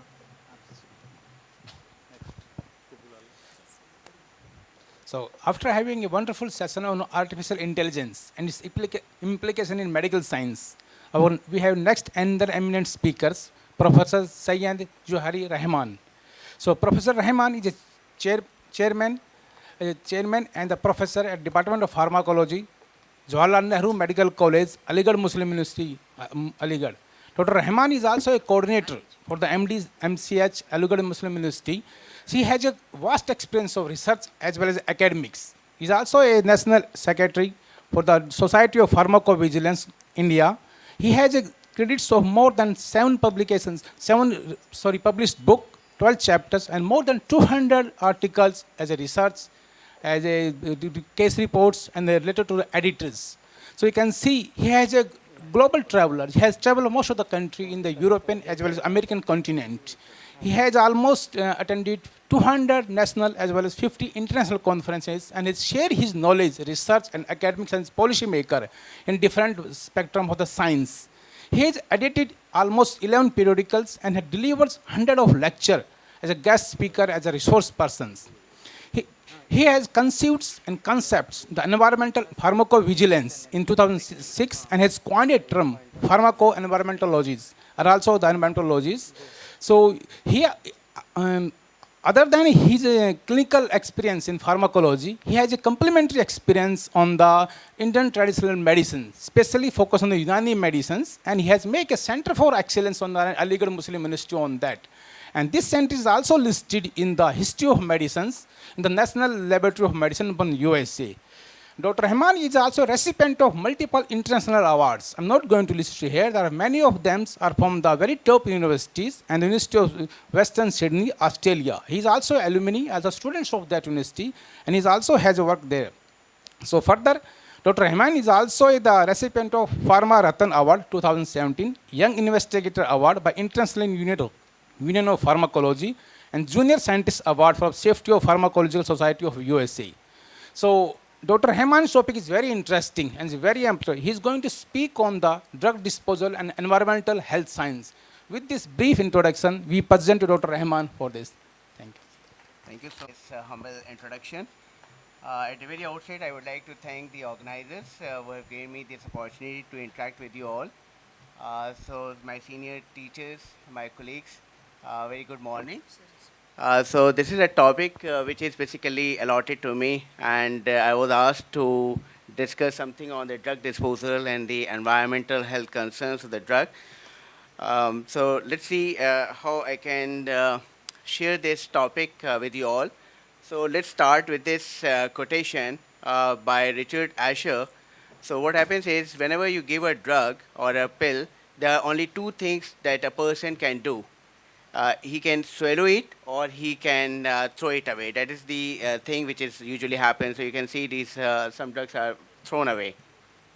So the background of this presentation is, we all know that there are many drugs which are synthesized and manufactured and in an ever-growing scale. And these are drugs which are used for both medical purpose and non-medical purpose also. And because of this demand of drugs, this is basically leading to the destruction of the countless species of animals and plants whenever they are thrown away. So it's not only place risk to the public, but also it leads to the disappearance of forests around the globe. And because of this loss of rainforest, this is also contributing to the changes in the global climate. So this is a vicious cycle. So with growing research in the field of ecology and environment, many adverse effects of drugs, this is also coming up to the light, that are affecting the environment. And you know that we already discussed the Dr. Meera Desai and concept of the pharmacovigilance. So this is not only the human pharmacovigilance, but also the veterinary pharmacovigilance. So, but this we can go a little beyond this veterinary pharmacovigilance or human pharmacovigilance. We see the effects of drugs on the environment. So this is the term which is called environmental pharmacology. So the first time this environmental pharmacology concept came in 1976, when the first time it was detected from the sewage treatment plant of the big river in Kansas City, that drugs were found. Then later on, many drugs were found, and also it showed that it affects the flora and fauna. And this also led to the regulatory bodies active, especially FDA and the European Medicine Evaluation Agency. And U.S. Environmental Protection Agency also called this as an emergent contaminant. But still, there are lack of substantial protocol and research on this prospective monitoring of drug concentration and evident effects on in the environment.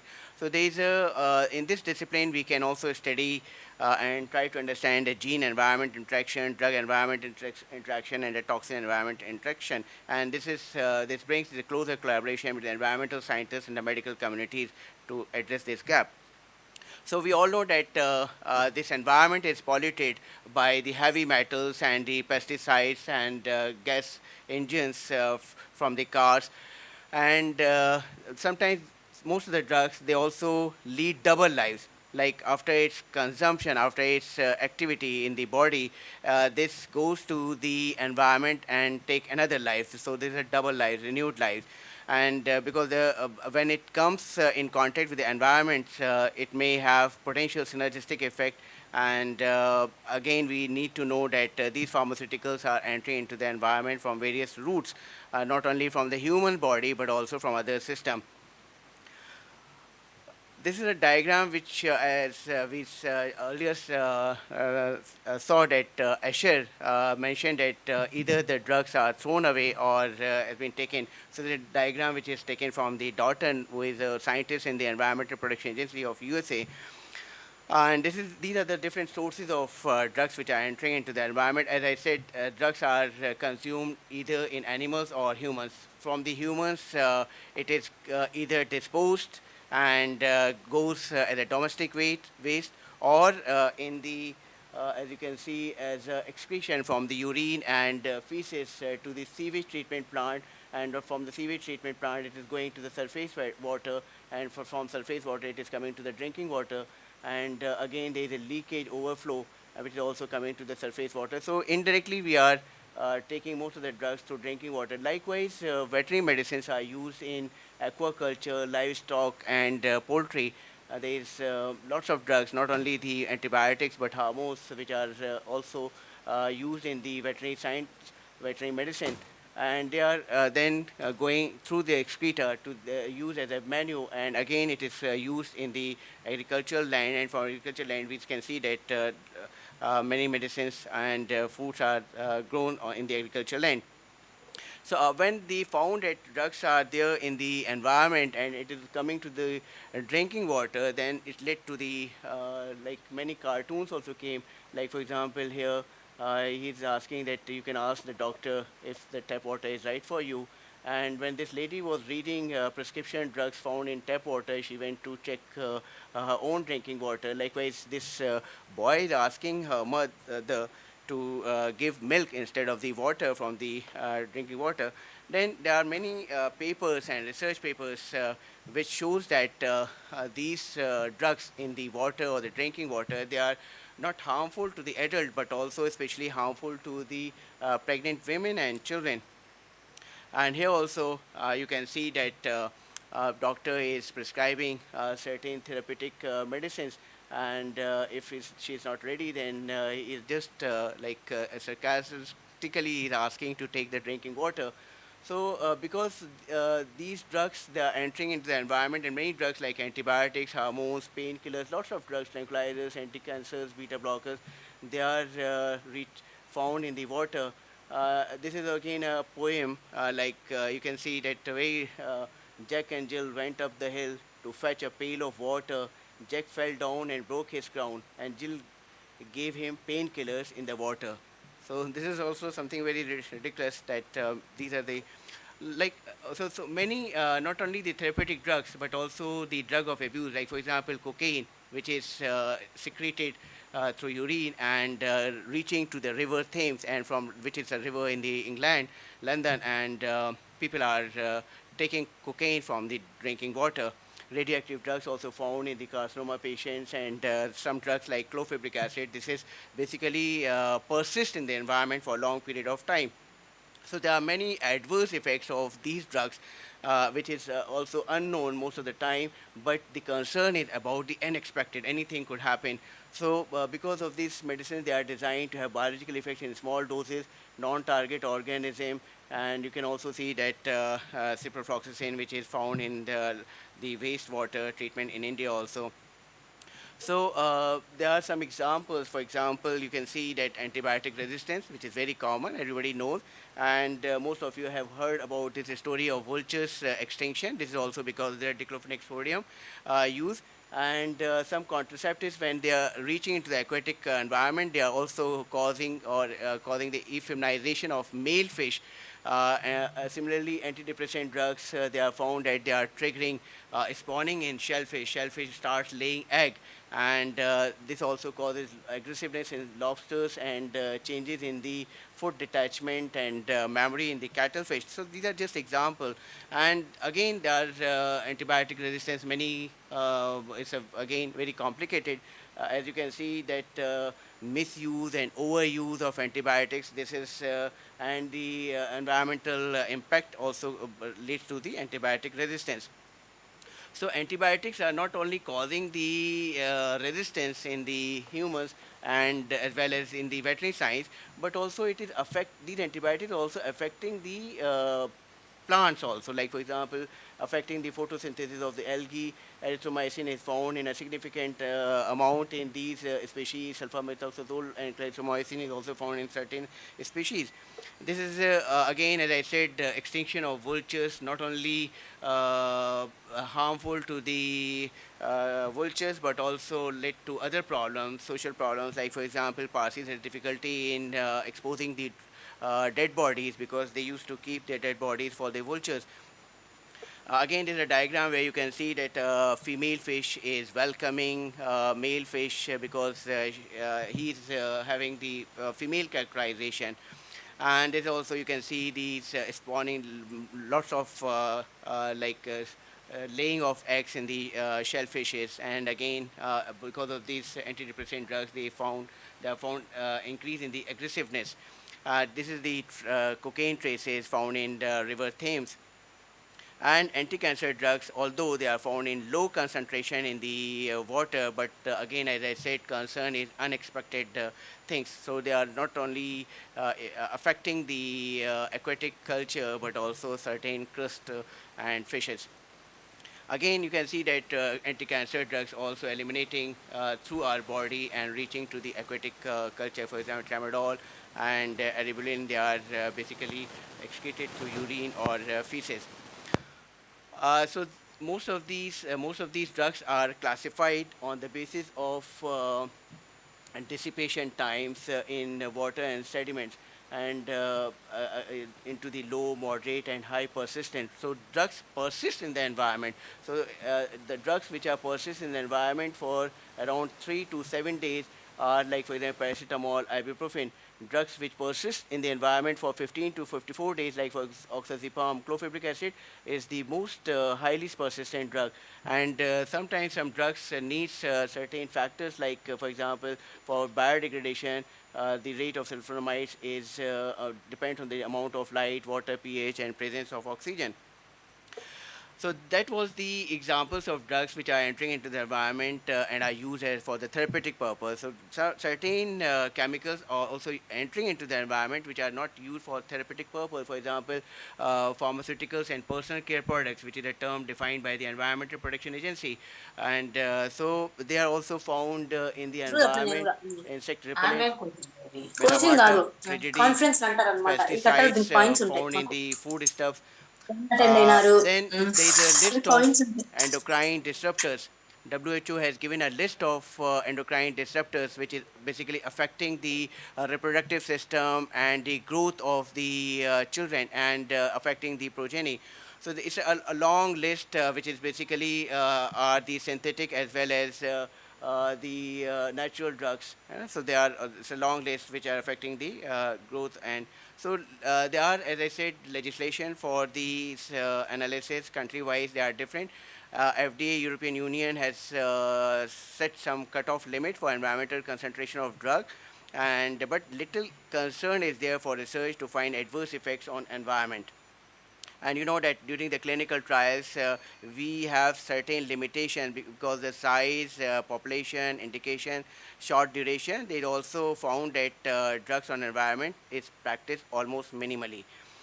So if we see that these are certain guidelines by the FDA, they are effective since 77, and the European Union's effective since 1996. And most of these guidelines basically for the new active pharmaceutical substances, not for those drugs which are already in the market. For new drugs, they need to have environmental risk assessment. So potential environmental risk because of the people use storage.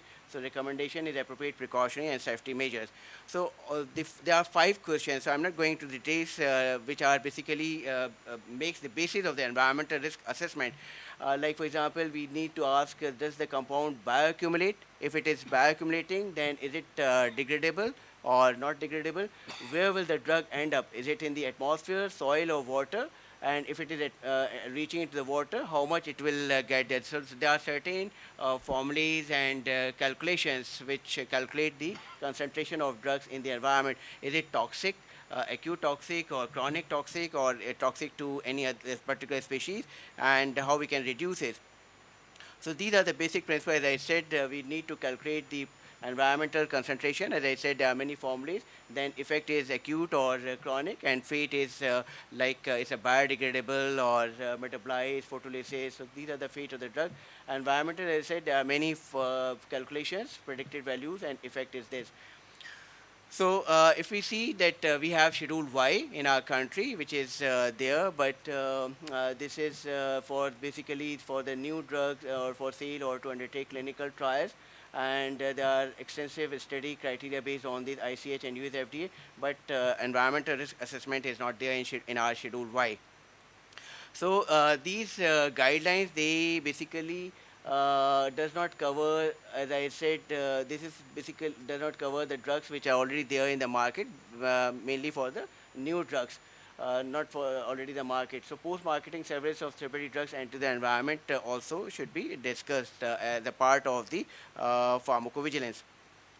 So limitations of these present guidelines are no retroactive. It is only for the new drugs. As I said, lab testing and modeling cannot completely represent environment. So this is also a problem that we don't have exact model for studying the environmental risk assessment in both in the aquatic or the terrestrial environment. So there are some certain broad definitions, and there are some loopholes, and most of the time, because after the bioequivalence studies, the originators are not available, so the drugs which are available, it's very difficult to trace the original manufacturers, drug interactions. So these are some certain points. So this is just a gist of these guidelines in different countries. In European Union, it's a tiered approach, tier 1, tier 2, tier 3. Tier 1 is acute study in one species, in tier 2 acute species in more than one species, and tier 3 the chronic studies. Likewise, we need to have classification, and these are certain formulas. For example, predicted environmental ratio of predicted environmental concentration and predicted non-environmental concentration should not be more than 1. Likewise, this is a formula which is adopted by the USA EC50, and the maximum environmental expected concentration should be less than 10. So India is having limited guidelines if we compare with other countries, and availability of drug take-back program is emerging initiatives, and we need to have growing awareness. So this is a paper which we published many years back, discussed many things in 2007. And now let's take a look briefly about the models. As I said, there are no specific models for the study of these three. So although as Richard and Cook proposed that mechanistic approach, but we have some genomic and physiological indicators of effects of pharmaceuticals on aquatic environment, but no appropriate model for the drugs studying reaching the terrestrial environment. So these are some models, like for example, fathead minnow. This is a species which is very sensitive to most of the drugs, and Environmental Protection Agency adopted this model for the study of most of the drugs. As for example, chlorphenic acid affects the fish barely moving and limited opercular movement. Naproxen also changes the swimming behavior.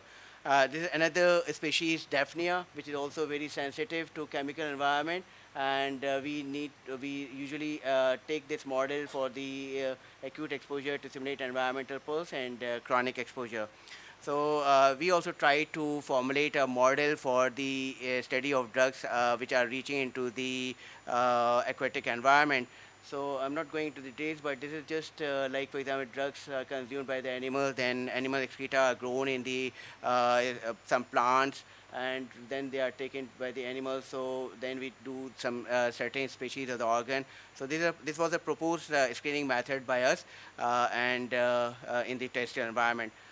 So, the purpose of environmental risk assessment is not to ban drugs, but to enable safe use of medicines. Alternatives with similar pharmaceutical industry should be encouraged to pay greater attention to the manufacture of drugs, which are basically designed, which is called the green drugs, environmental friendly drugs, maximizing the biodegradability by changing the stereochemistry. Therapeutic doses should be reduced, and the problems of unused drugs is basically if the drugs are left unused, then it may go to the drug abuse, accidental poisoning, and found in the drinking water.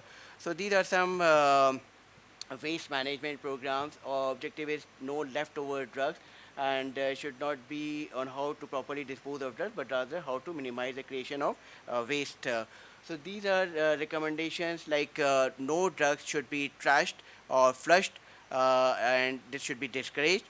But these are the programs which are taken up by many countries, including in South Africa, although this is very common in American and Australian countries. So usually take back program is we need to return these drugs to the pharmacy shops, or medication mail bags programs also there, which is a novel concept in India, safe and convenient collection sites. So in most of the countries, like in Australia, there are certain collection sites where you can put up your the unused drugs.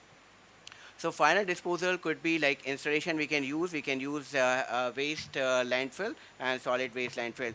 So these are some bioremediation techniques. Like in India, we found that cow dung is also very effective in minimizing the effects of the drugs, or making it biodegradable. So take back program is if there is no take back program, then you need to take the original containers and mix with the coffee grounds or dirt, and dispose in the cat litter. So these are some methods if there is no take back program which you can do yourself at your area. So these are some studies, for example, unused drugs. What happens in most of, like for example, in Dhaka. So most of the people are not aware how to dispose drugs. So these are some data. In our setup, in our medical college, students have taken this drug society, which is basically working for the last 30 years. When I was the UG student, I was also part of this drug society. So what we do is we try to collect all the unused drugs, or the samples which are given to the doctors, and then we try to give all these drugs to the needy person, and we also raise some funds for so this society is doing this. So these are some waste minimizing measures. Because of lack of time, I'm not going to the details. And these are also some approaches to cover stages of from the production, the formulation, and these are very important things. Now, what are the models which are coming up by the change? So you know that One Health initiative is taken by the FAO, Food Agriculture Organization, WHO, and the organization which is working for the welfare of the animals. So this is basically conceived for the antimicrobial resistance.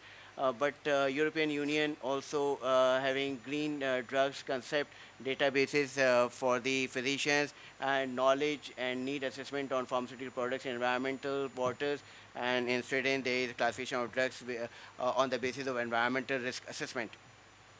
So there is another term, farm eco stewardship, which is again given by the Environmental Protection Agency. There is need to continuously monitor the disposal or leftover drugs to reduce the pharmaceuticals and personal care products.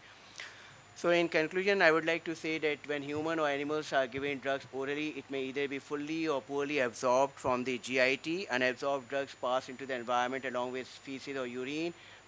These drugs could be metabolites or the parent drugs, or unmetabolized drugs, or the so once they are excreted in the environment, they enter food chains, as we have seen, and we also know that pharmacovigilance activities is done to share the activities or to control the activities related to the adverse effects of drugs at therapeutic doses, while ecopharmacology is an extension of pharmacovigilance activities where we need to see how drugs are entering into the environment at what concentration and how it is disturbing the ecology. So drugs enter in the through living organism from the from as a part of pharmacotherapy. So at therapeutic concentration, whatever drugs is affecting the environment comes under pharmacoenvironmentology. So we need to study this concept also, and purpose is to safeguard our environment. So in the last, this is my take-home message. As healthcare providers, we need to educate the public, as we have seen that raising awareness about the proper drug disposal. If you don't have any take back program, so what you can do is and reducing demand for illegal drugs. This is also something which is very important. As I said in the beginning, even the consumers demand more and more drugs. So if consumers demand less, then obviously manufacturers will manufacture drugs in a lesser amount. So enhance the and support the take back program wherever it is there, drop off program, and we can also persuade lawmakers to make clear guidelines and regulation for the environmental risk assessment. We can also encourage patients to follow guidelines. We can also ask manufacturers and consumers to assume responsibilities and follow the life cycle approach that covers. So these are something we have written lots of on this topic. Many years back in 2006, we also wrote an editorial in the IJP, and also so this is all. Thank you so much. Is there any question? I'll be happy to answer. Thank you, Dr. Rajendra. Very good. Madam Vice Chancellor. You mentioned about the drugs which are discarded into the environment, and that is causing adverse effect on the various species. The other way around, especially we know that it is already some of the veterinary people, they are giving oxytocin to cows and buffalo for the big yield, Right. and that milk is consumed by human beings, and that is causing premature and this is happening all over the world. So what about that? This comes under endocrine disruptors. I showed a list of endocrine disruptors which is given by the WHO, and WHO have listed all the drugs, including oxytocin. As I said, this is affecting the growth of the child, also the reproduction of the young generation. They are becoming more Premature. yes. So these are so there are many examples of this. Is there Also. any regulation for that? Uh, Unfortunately, not much. Yes, very true. So And we are being victimized. we Human are beings are victimized. victimized. Definitely, we are consuming all these things through milk, through drinking water, through our food items, even vegetables which you consume. They are also having drugs. Excessive use of Yes. insecticide. Insecticides, yes. And that even is Coke, causing cancer. Even It is even quite possible. Cokes, yes. You're drinking cold drinks, you are having all these species, yes, drugs. So you are exposed to almost all the drugs. True, very true. You But don't I know it. think that there has to be, see, all Yes, these rules, true. regulations are towards the one who is prescribing, consuming, but nobody is thinking on the other aspect. Right, right. It's That is very equally. important. That's why we need to. And I think each home we get almost 1 to 2 liters per milk per day.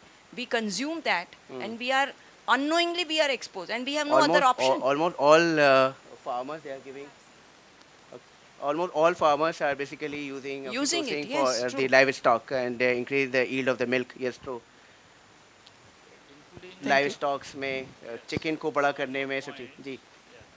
The wrappers and the plastics that are used in these containers, they also being thrown away. Yes, right. And they are also toxic to health. Yes. All these adipate, phthalate, they are containing in this plastic. These are single-use plastic. They are not to be used again. But most of the households, they reuse the plastic bottles and all these containers, small bottles for storing the spices and all.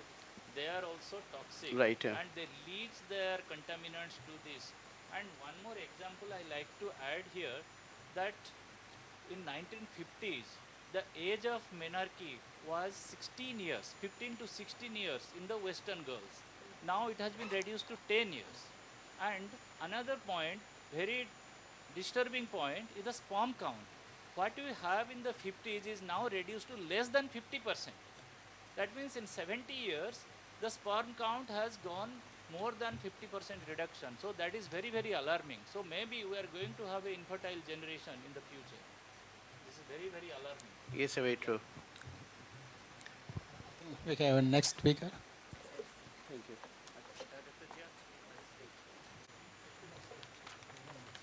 Sir, please announce next speaker. So the next speaker is Ithimam Hussain. Mr. Hussain is a product specialist, clinical drug information at Walter Kluwer's Health. He's a licensed pharmacist, has been keen in evidence-based medicine, medication safety, and digital health that will come across from his presentation. Prior to joining Walter Kluwer's, he was a product manager at Health Tech startup offering AI-powered chat and remote patient monitoring. This is something very, very interesting to know. And his clinical experience as a pharmacist at Singapore General Hospital in the National University of Singapore.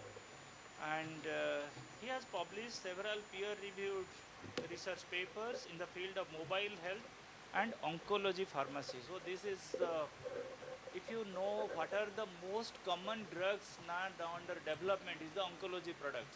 So definitely he will add more meaning to this presentation. Over to Dr. Introduction. Firstly, namaste everyone.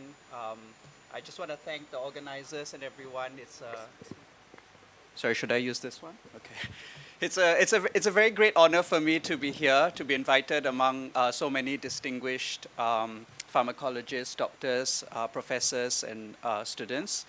I hope it's really a great chance for me to share a bit about the work I do, the experience that I've had in Singapore. And I'm also very excited and I appreciate learning from the professors who have spoken here. I think there's a lot of important things for us to take away. So with that, let me just introduce my topic. Today I'm going to, as part of the Patient Safety Symposium, we're going to shift gears a bit and talk a bit more about medication safety in a clinical setting, and specifically around evidence-based drug information.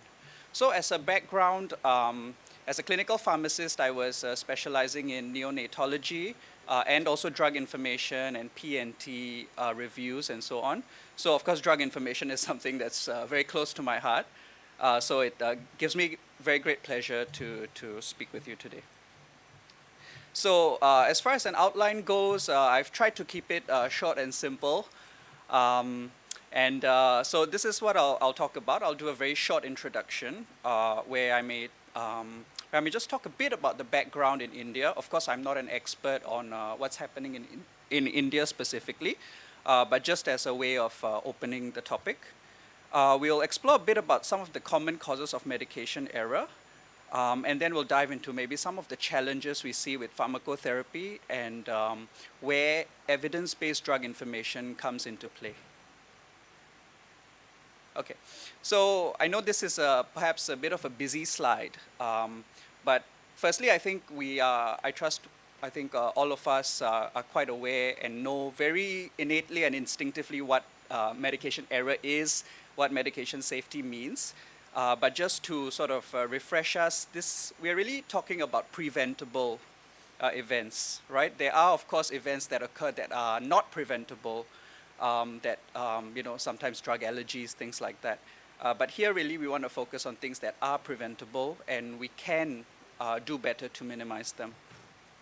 So just as a very cursory sort of look at some of the literature, it has been estimated that incidence of adverse drug events could be as high as 82 per 1,000 prescriptions. Another group of researchers reported in a hospital in South India that the prevalence of medication error was almost 15%, right? Another study from 2016 where they did a sort of prescription review, they categorized that 31% of prescriptions as quote unquote irrational. Of course, what this means exactly, we need to dive deeper. But alarmingly, about 36% of patients had medication error. And honestly, these numbers to me are also not surprising because even in many countries in the region where I have gone and spoken with pharmacists and clinicians, this is very hard to avoid. And then, interestingly, one thing that Dr. Bhomik reported in his 2020 paper was that among reported medication errors, 69% of them were administration errors. So why I want to focus on administration errors is because as prescribers, you can have the best physicians prescribing the best drugs with the best evidence. The pharmacy can do a good job in delivering and dispensing it. But if the nurse at the bedside is not administering the drug properly, or if the patient takes the drug home and, as Professor shared, right, and they throw it away, there's no use. There's no therapeutic benefit, but worse, there could be harm created with administration errors. And sometimes we may kind of lose sight of this because it's further downstream in the medication use process. So common causes of medication error, of course, really there's not enough room to list all the causes, but I think some of these we ourselves know about them, right? So dose miscalculations, especially for complex patients, this can happen to anyone, even the most experienced and the most junior of prescribers. Poor drug distribution practices, of course, this varies from institution to institution, but we know there are cases where perhaps good pharmacy practice and so on maybe are not being followed. There could be mix-ups and things like that. And then, of course, to repeat again, incorrect drug administration, which we know can be a significant part of medication errors in our hospitals. And then the last two sort of relate a bit more to us, to staff, right? Us as healthcare workers, are we trained adequately? Are we supervised adequately for our new joiners?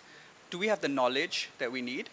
And really, when it comes to knowledge, I think, especially in the medical field, knowledge is never static. What I learned in school is probably, maybe half of it is also obsolete or it's been changing. So the need to sort of keep up with the knowledge, keep up with the evidence is very, very critical in our industry. So one thing that kind of, I think, in my opinion, underpins some of this, all of these causes is really, do we have access to reliable drug information?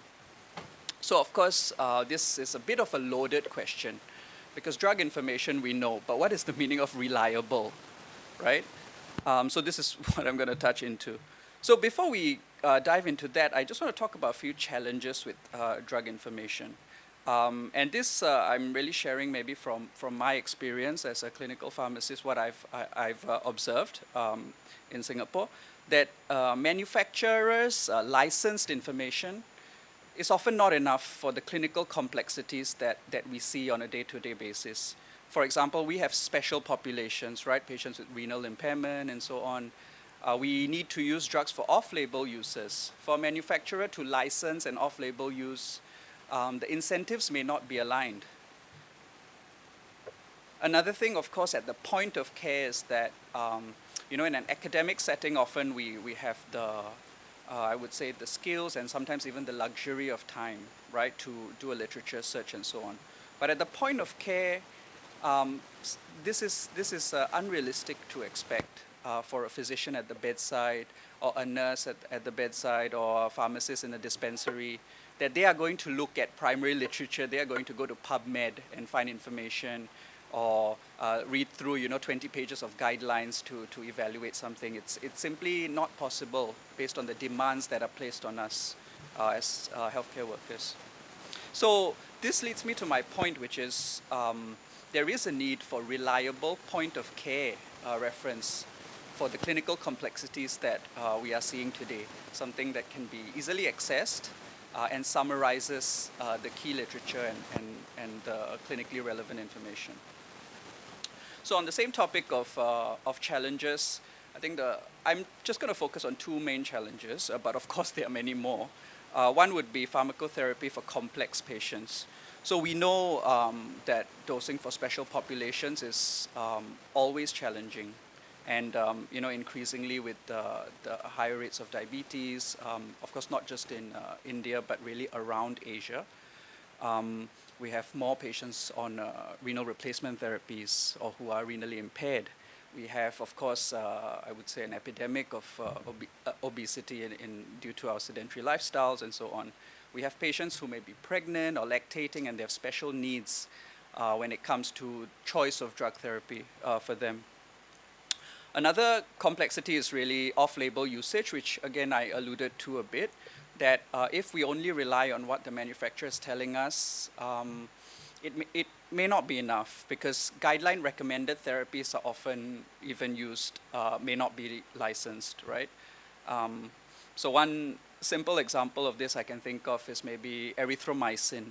Back in the days it was used as an antibiotic, right? But today in the hospitals, in Singapore at least, if anyone's prescribed erythromycin, it's not because as an antibiotic, it's used as a prokinetic for gastroparesis and so on. But the fact is, in the manufacturer's label, they will still write that it's, it's an antibiotic for this infection. But clinically, we know that due to resistance, this is no, or a minor role. But yet the major role which we see in the wards, it's not in the manufacturer's information. And that can be concerning because then where do we get information to double check this from? Another topic really when we talk about complex pharmacotherapy is pharmacogenomics. And I think this ties in with the theme of the conference really when it comes to precision medicine and customizing therapy for the individual patient. So pharmacogenomics, of course, maybe even in Singapore we think of it as it's not so important, it's the future, but it's not so relevant clinically. But the fact is, in some disciplines, it is already in practice. Of course, oncology is one. They have genomic guided therapies and so on. But even in something as common as cardiology, right? We talk about choosing antiplatelets or choosing blood thinners. Pharmacogenomics plays an important part. And there is, of course, increasing evidence that they have clinically measurable outcomes in terms of whether we perform genetic testing or we switch, Plavix to ticagrelor, things like that. And then, of course, as patients get more and more complex, there's a challenge of polypharmacy, right? So they're taking many, many medicines. You would have prescription for like 18, 20 medicines. How many the patient really takes, we don't know. But at the same time, the need for medication reconciliation and proactively managing some of these drug-related problems becomes much more important in our landscape today. Another, I think, very pertinent topic, of course, in India, but in the regions around Asia, China, Taiwan, Singapore, even Malaysia, wherever we go in Asia, we cannot escape from natural products. They're an innate part of our patient's healthcare journey.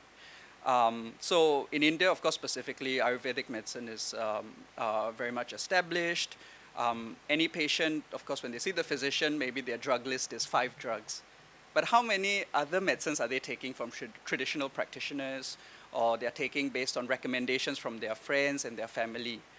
We also need to be cognizant of some of these because they have both therapeutic and adverse effects too. So there becomes a need in a setting like ours for evidence-based information on natural products. So natural products, of course, also have published literature, in vitro, in vivo, post-surveillance and things like that, case reports. So this is an area of pharmacotherapy we don't want to close an eye to, really. So what do I mean when I talk about evidence-based drug information at the point of care? So these are just a few pointers. One is that, of course, it should be easily accessible by all healthcare providers.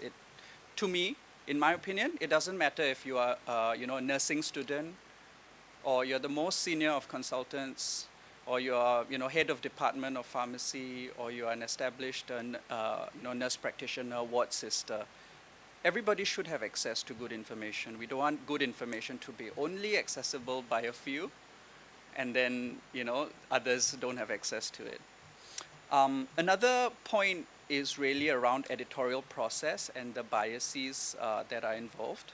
So ideally, we should be robust. There should be an unbiased editorial process, and perhaps this is something that deserves also mentioning, is really when it comes to the influence of the pharmaceutical industry on education, on the material that we're receiving.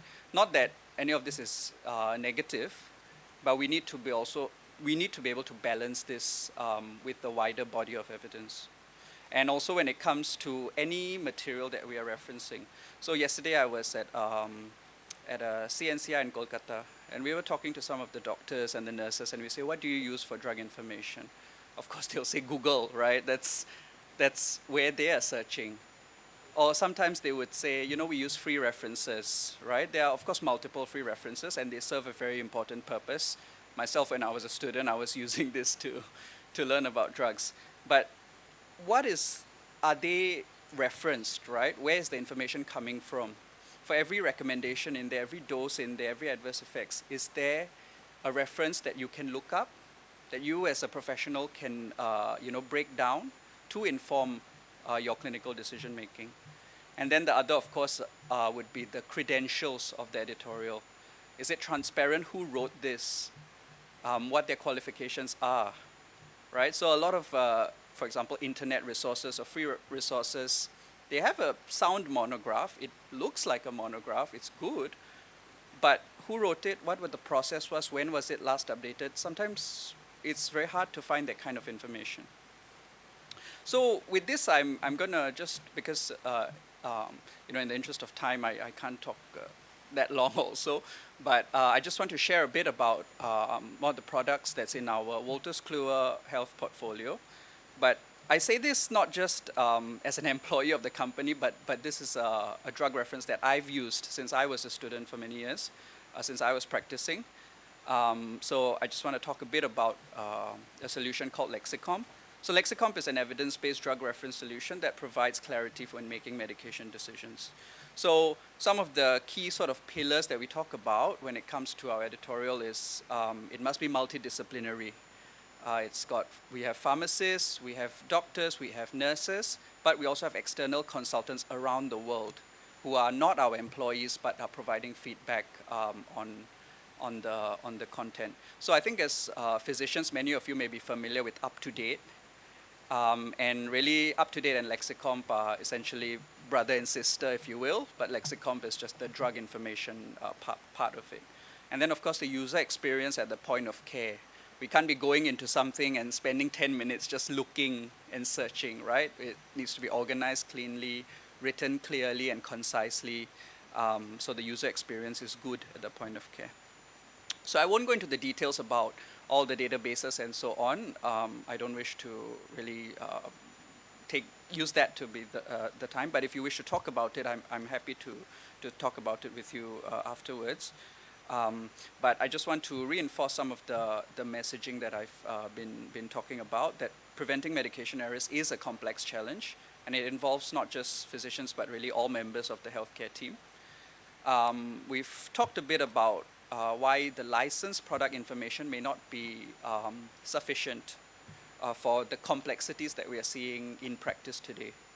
And then finally, I just want to share my opinion that the evidence-based drug information at the point of care lays the groundwork for safe medication practices. Of course, there's no one size fits all, but every small bit of information and transparency makes a difference in the culture and hopefully in the outcomes, and it helps our patients in the long run. With that, I've come to the end of my slides, but I'm happy to take questions or show you the product or anything if we have time for that. Thank you very much. Wonderful, Dr. Hossain. Right, we know that it is expensive, and it's honestly not just in developing countries, even in countries like Singapore, it is expensive. And one thing, of course, to be honest, I'm not qualified to talk about price and the commercial aspects, but what I would say is really it is down to the business model.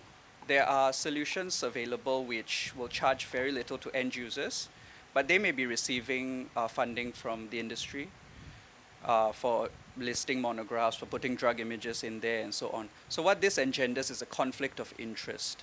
For us, any editorial we put out, we are not funded by anyone external. We are funded by clinicians like yourselves who pay subscription fees and so on. So this is fundamentally the challenge, I would say, and the difference. But I do take your point around pricing and so on, and hopefully we would be able to arrange that. Yeah. But one thing I do wish to emphasize also when it comes to any product, it's about the usage, the acculturation, the change in mindset that we can get value out of it. Because what we don't want is something that is low price but nobody uses and there's no value. If something is expensive, ideally we want to invest in training, in keeping up, so that we get the value. But yeah, I hope that addresses the concern, but I do take your feedback. But what we normally use is drugs.com, that is FDA website that gives fairly accurate information. So drugs.com is good. Yeah. So before Lexicom, we Yeah. have been using drugs.com. It Right. was interaction checker. It's about the principles we talked about. Do we know who the editors are? What is their policy? What is the frequency of update? And of course, for us as for most of us in the audience here, you are really expert users. You can break down and approach it critically. But for many of our students or nurses and so on who are more junior, perhaps they may accept everything as fact. But thank you so much, sir. For I like the So- one of your topics that is To felicitate our distinguished speakers.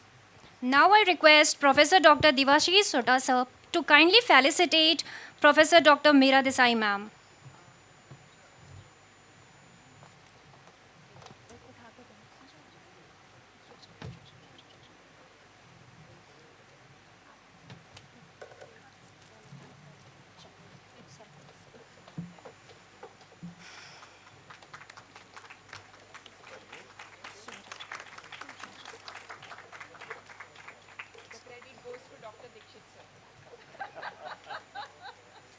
Otherwise, I would not have, gone into the details of it.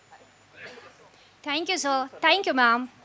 Now I request Dr. Keshav Kumar Sinha sir to kindly felicitate Professor Syed Ziaur Rahman sir.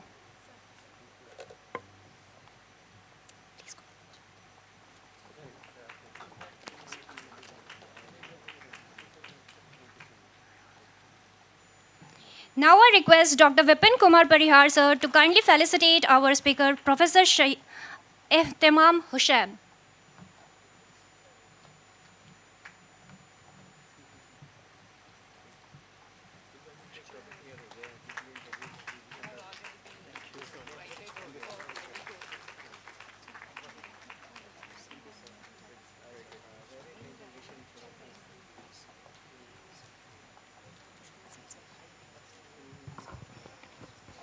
Now I request Dr. Keshav Kumar Sinha sir to kindly felicitate Dr. Vipin Kumar Parihar sir.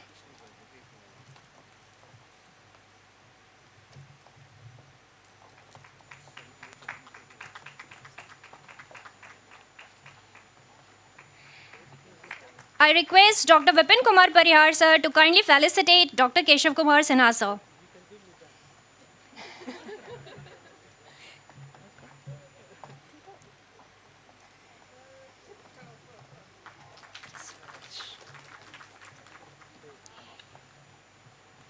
Thank you so much to our esteemed chairperson and respected speakers for their presence.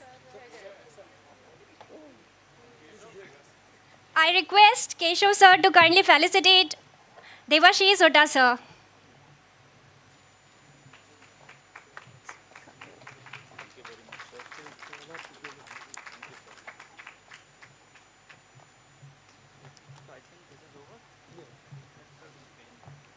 Thank you so much to our esteemed chairpersons and respected speaker for their presence.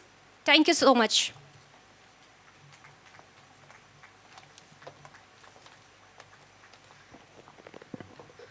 There is an important announcement before we proceed to our next symposium. All the participants and delegates are informed that the parallel session of oral presentation and poster presentation are going on simultaneously in Ranjit Roy Chaudhary Hall, Mohib Ahmed Hall, and Auditorium Gallery.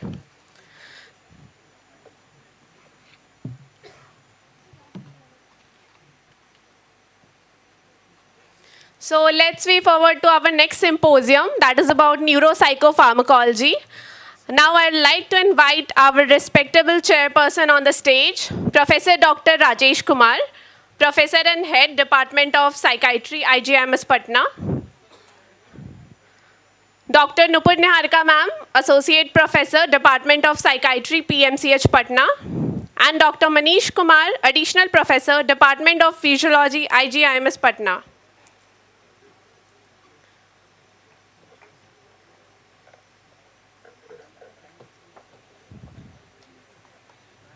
Begin the session.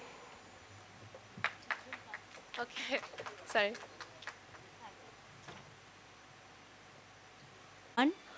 So first topic is pharmacogenetic and treatment optimization in psychiatry. Because sir is not available, so being psychiatrist, I am going to brief about pharmacogenetics and treatment optimization in psychiatry. So basically pharmacogenetics, what does it mean? Yes. What does it mean? We know that how this variation in genes affects the drug response, and it is very much important in psychiatry. So because how do we know which drug is going to respond in which person? According to Dr. Muller, who is involved in research in pharmacogenetics, 1 in 4 person having major depressive disorder achieve remission with one antidepressant.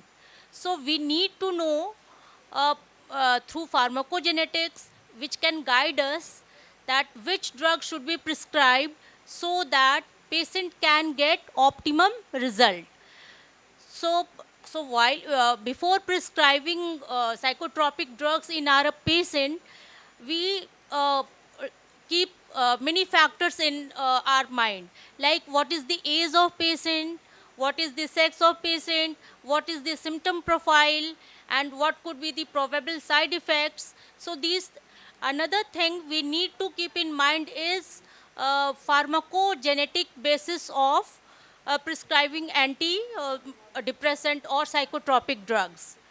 So we need to understand why, how this pharmacogenetics is important in psychiatry. So we all know because when we take drug, it gets absorbed and then it gets distributed, and then it is metabolized by cytochrome 450 enzymes. So in psychiatry, mainly psychotropic drugs like 2D6, 1A2, 3A4, and 2C19. These are main enzymes, cytochrome enzyme, which are involved in the metabolization of psychotropic drugs. So why is it so that some people respond with one antidepressant, but the other person with same diagnosis, he or she doesn't respond? So here the role of genetic variation comes. So what happens, because of genetic variation, we can divide person, that whether person is poor metabolizer or person is extensive metabolizer or rapid metabolizer. So person who is poor metabolizer will so they have tendency for more side effect. Toxicity will increase. On the other hand, person who is having normal metabolism or rapid metabolizer, the response will be low.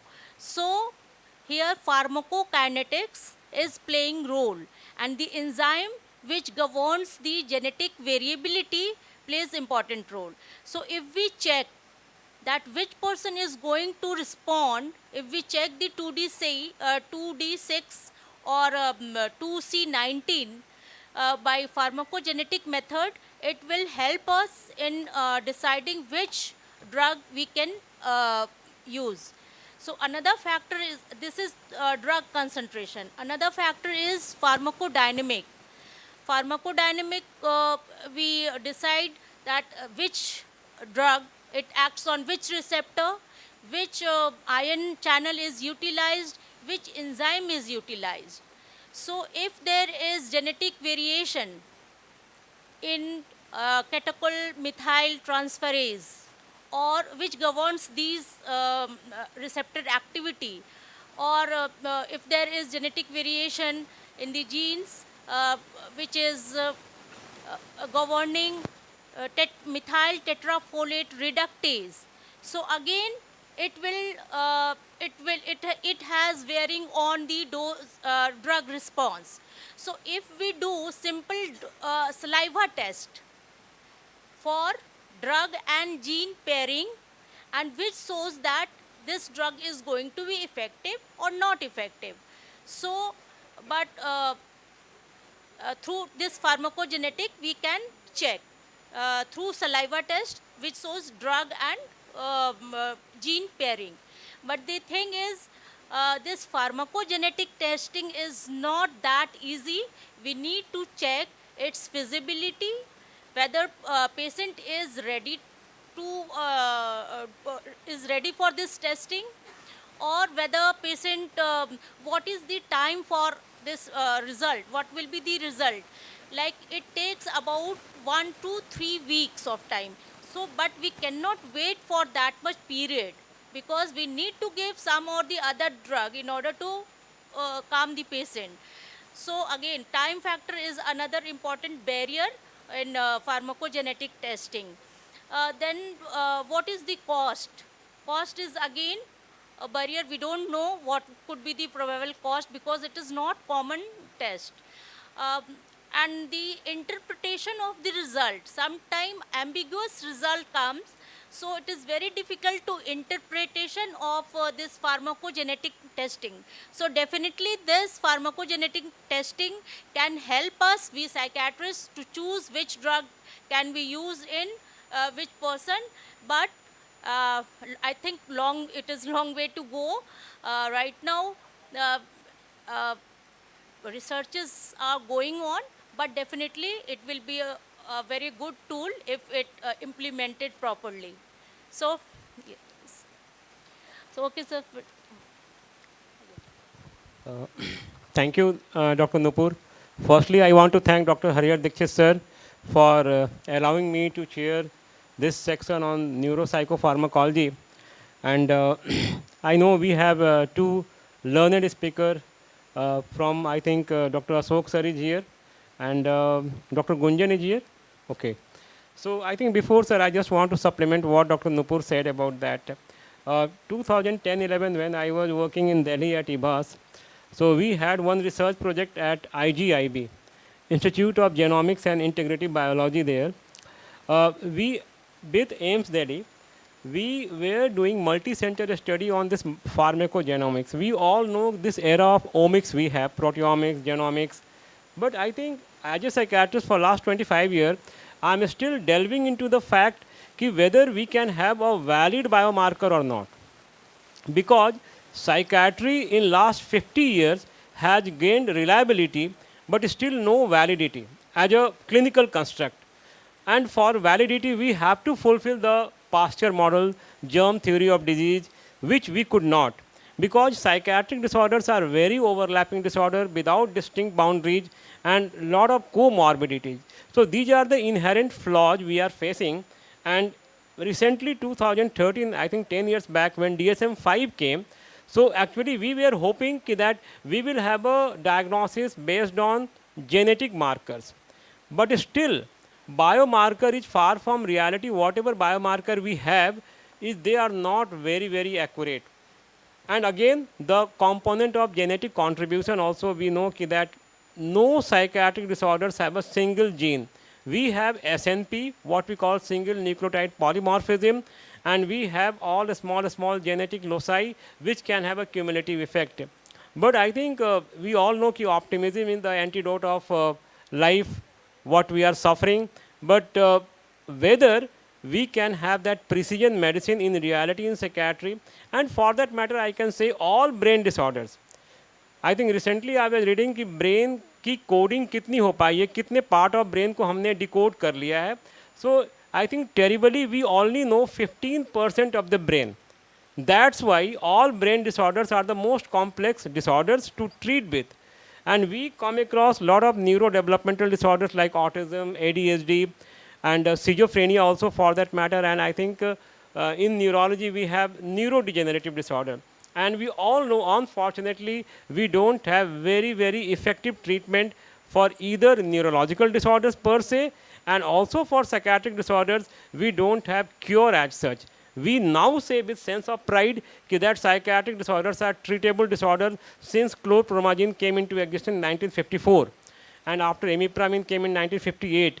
So we have gone a long way, but still I cannot say whether we will have a valid biomarker where we can have a precision medicine. Definitely with the advent of artificial intelligence in medicine, and particularly in psychiatry also, artificial intelligence is now playing a big role in terms of diagnosis, in terms of treatment, in terms of the prognostic significance, and also monitoring. So I know we are missing Dr. Binay Kumar. I think he's a great orator. So unfortunately, he could not make today. So now I think I invite Dr. Gunjan for the next presentation. Patna.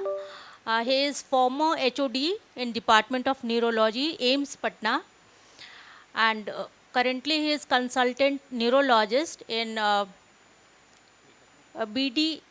BNDC, that is Bihar Neurologist Diagnostic Center. He has publication, national as well as international, and he presented papers at various national and international forums. He has been awarded by scholarship by International Headache Society for training in headache. He has also been awarded for national and international travel grant for various international organizations like MSSI, Japanese Neurological Society, International Movement Disorder, ICMR. So he is also organizing secretary of ANIMEDCON 2018 and 20. So I welcome Dr. Gunjan and please. For the kind introduction. I would like to thank Harya Dikshit sir and Hitesh sir for the invitation. So basically, I being a clinician, I'll be talking more about the clinical aspect of this, and I'll try to keep it brief and within the time frame.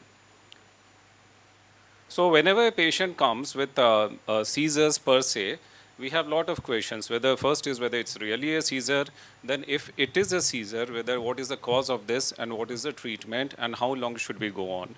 So these are some of the things which goes on in our mind. There has been a lot of changes in the field of epilepsy. Now we have like the practical definition of epilepsy. Earlier we used to have this definition that epilepsy may, unless you have two unprovoked seizures, you cannot call it epilepsy. But now we have like even with one unprovoked seizure, and if the risk is more than 60%, then we call it as an epilepsy, or if there's an epilepsy syndrome. So we call these are some of the conditions.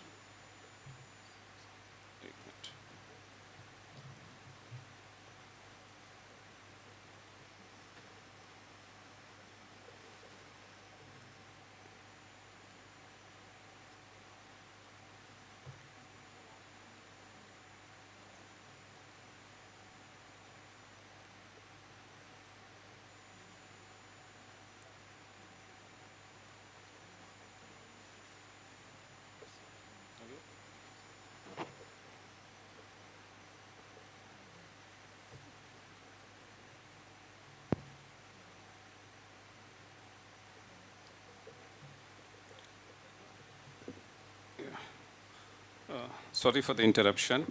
So basically, when you have conditions like, say, a patient has MCA tertiary infarct and the patient has a seizure, even if the patient has one episode of seizure, we call it as an epilepsy because the chances of getting a second is very high in this patient. Apart from that, our favorite terms like complex partial seizures, they have been done away with. Now we have the focal onset with impaired awareness. Apart from that, focal onset with awareness. So this is like a basic classification, and then we have a detailed classification.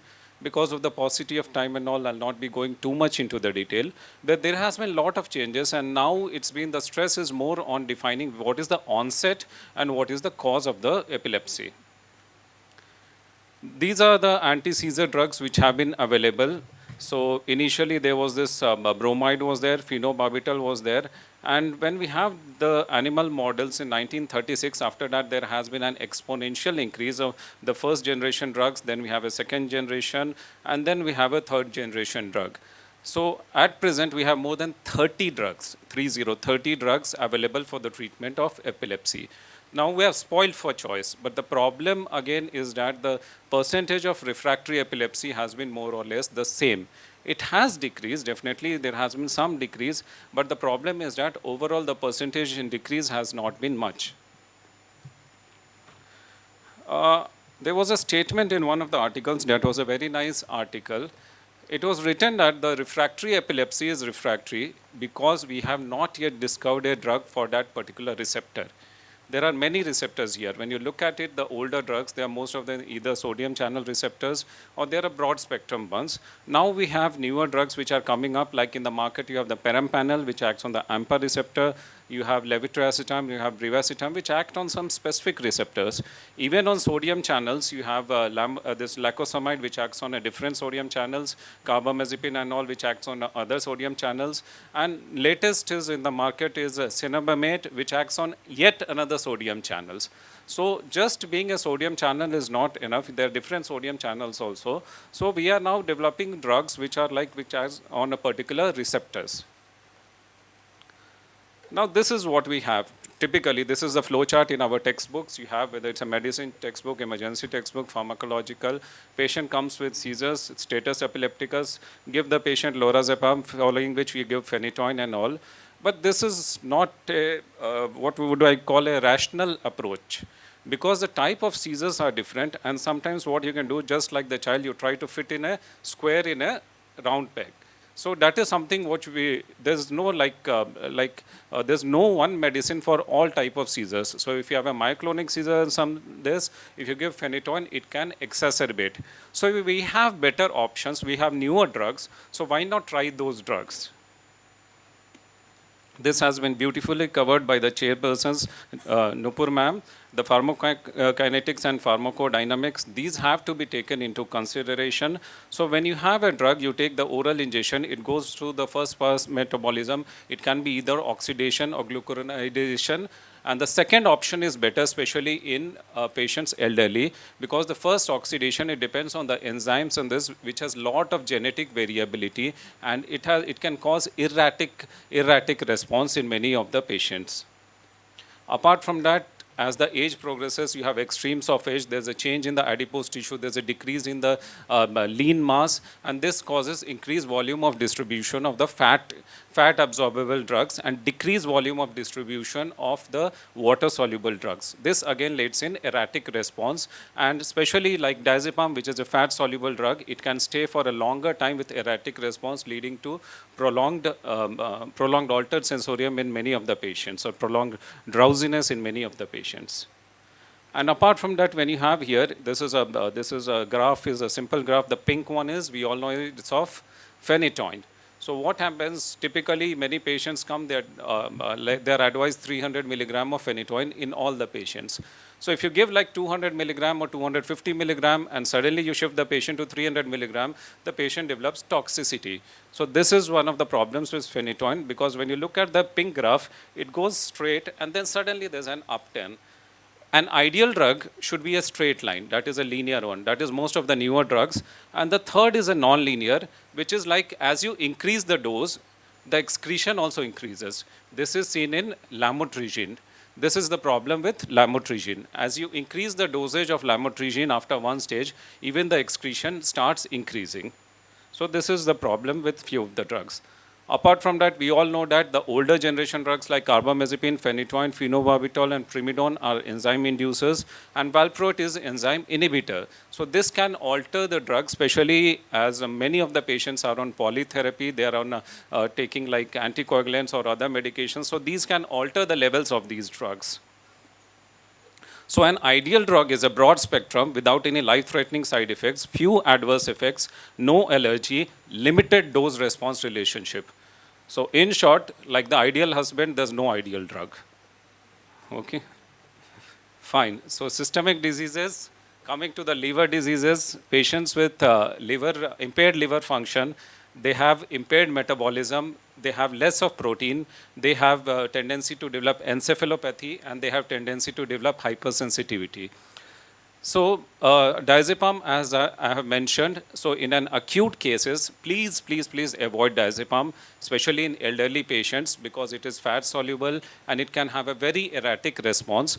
Go for lorazepam, because midazolam again has some like enzyme, it has some active metabolites and all. So the safest drug in status epilepticus, especially in patients with hepatic dysfunction and elderly patients, is lorazepam. And when you look at here, the drugs like levetiracetam you have, they are safest because they have least plasma binding. You have the drugs which have more plasma binding, like you have phenytoin and all. So what happens when the protein levels decrease? So the levels in the blood increases, and this causes erratic response. So the safer option is levetiracetam. This is the best drug in patients with hepatic dysfunction, unless the patient has severe dysfunction. In those cases, just reduce the dosage to 50% of what is the normal dosage. Hypersensitivity, this is seen within 8 weeks, and this is typically seen in aromatic compounds. So the anti-epileptic drugs with aromatic chains, they are like carbamazepine, felbamate, lamotrigine, oxcarbamazepine, phenytoin, phenobarbital, primidone, and zonisamide.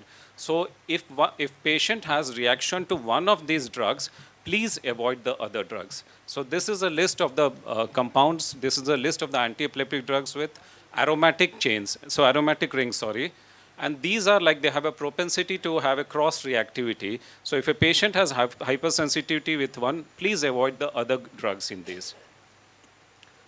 In patients with severe liver dysfunction or any liver dysfunction, carbamazepine, felbamate, phenytoin, valproate, and lamotrigine, these are a big no in these patients. What is safer here is gabapentin and levetiracetam. But gabapentin, practically nobody uses it as an anti-epileptic. It's more like a pain or for peripheral neuropathy. So better is levetiracetam. Brivaracetam also is a good option in these conditions. But levetiracetam is the best option in these patients. Drug-induced liver damage. This is the third most common cause of transplant worldwide. And this is hepatotoxicity is defined as alanine transferase greater than 3 times of normal and total bilirubin levels more than 2 times of normal, or increase in alanine transferase levels greater than 5 times in isolation, or increase in alkaline phosphatase levels greater than 2 times, especially when associated with elevations with gamma GGT. So this is the definition of hepatotoxicity. Many of the drugs, they may cause transient elevations, but those are usually reversible. Even valproate, it may cause transient elevation in ammonia, but those are mostly reversible and they do not cause any problems. The the number of significant reaction or hepatotoxicity is like 1 in 10 to 15,000. Coming to cardiovascular diseases, there are many problems like arrhythmia, hypertension, and many of the patients are on antiepileptics, antiarrhythmic drugs, antihypertensives. And when you give the older medications like phenytoin and carbamazepine, what they do is they have an interaction with these drugs. And you can see here in antihypertensives, phenytoin may reduce the dosage of losartan by up to 63%. So many of the patients are on antihypertensive, and when you give enzyme inducers like phenytoin and carbamazepine, there can be reduction in the active metabolite of these drugs. Apart from that, sodium channel, the ones which act on the sodium channel, they have propensity to cause arrhythmias, and they have propensity to cause this Brugada syndrome, which can be fatal if the IV drug is given in a faster rate, especially in elderly patients.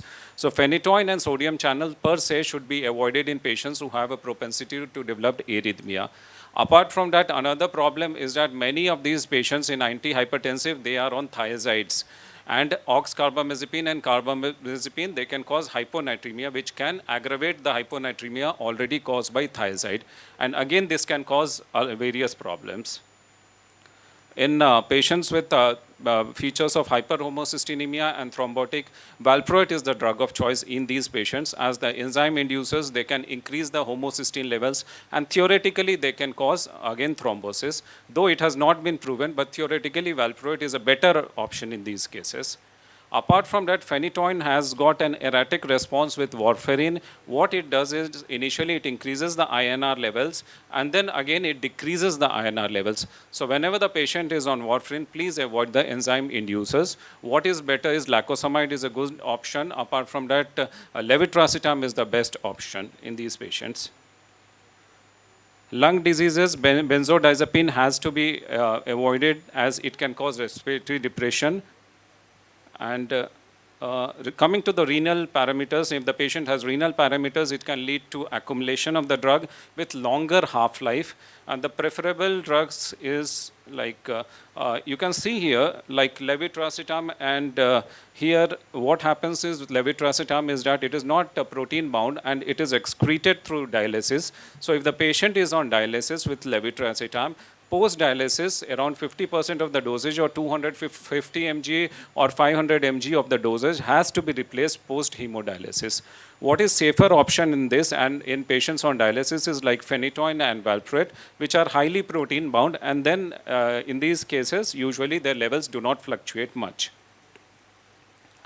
This is another another full topic, but I'll just try to cover in brief what this is something which is very neglected. Many of the patients with epilepsy, they have underlying anxiety, they have underlying depression, and this leads to poor compliance of the medications. And they have higher suicidability as compared to the patients without epilepsy. You can see here, these are some of the studies which have shown that almost 12.2% of the patients of epilepsy had depression. And there are some drugs like phenobarbital, primidone, topiramate, and vigabatrin which aggravate the depression. So these are some of the drugs which have to be avoided in these patients who have a tendency for depression or who have an underlying depression. This is the table for the psychiatric illness. This is a summary of the table for psychiatric illness.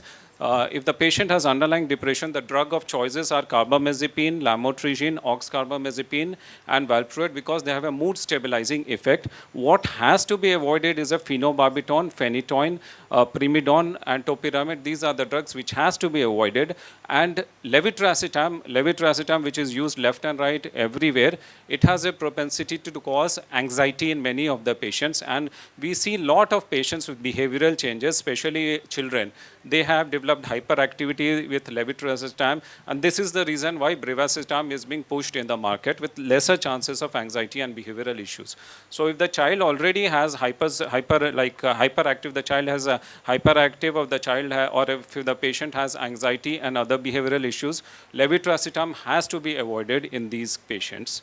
Apart from that, the psychiatric drugs like bupropion or chlorpromazine and clozapine have to be avoided because they have a propensity to cause epilepsy. They are epileptogenic. These drugs are epileptogenic. The SSRIs are relatively safer, but they have a tendency to cause hyponatremia, which can be again a complication seen with oxcarbamazepine or carbamazepine. Metabolic disorders, again, osteoporosis can be seen in phenytoin and phenobarbital. Especially menopausal ladies and all, please avoid these drugs which can cause, again, osteoporosis and increased tendency for fractures or osteoporotic fractures. My take-home message will be like, after giving so much of information, again, we have still confused. But just choose the drug which has a known efficacy, known adverse effect, and the dosing regimen is quite friendly. and just consider the comorbidities with interaction. And finally, what boils down in our country is the cost and the preparation. So the newer generation drugs, they are quite, the efficacy is quite good. The adverse effect profile is very good, and special groups like children and all, they can be used. But what is against them is again the cost and the availability. So the choice has to be made again based on the patient's comorbidities and the patient's choice of therapy. Thank you.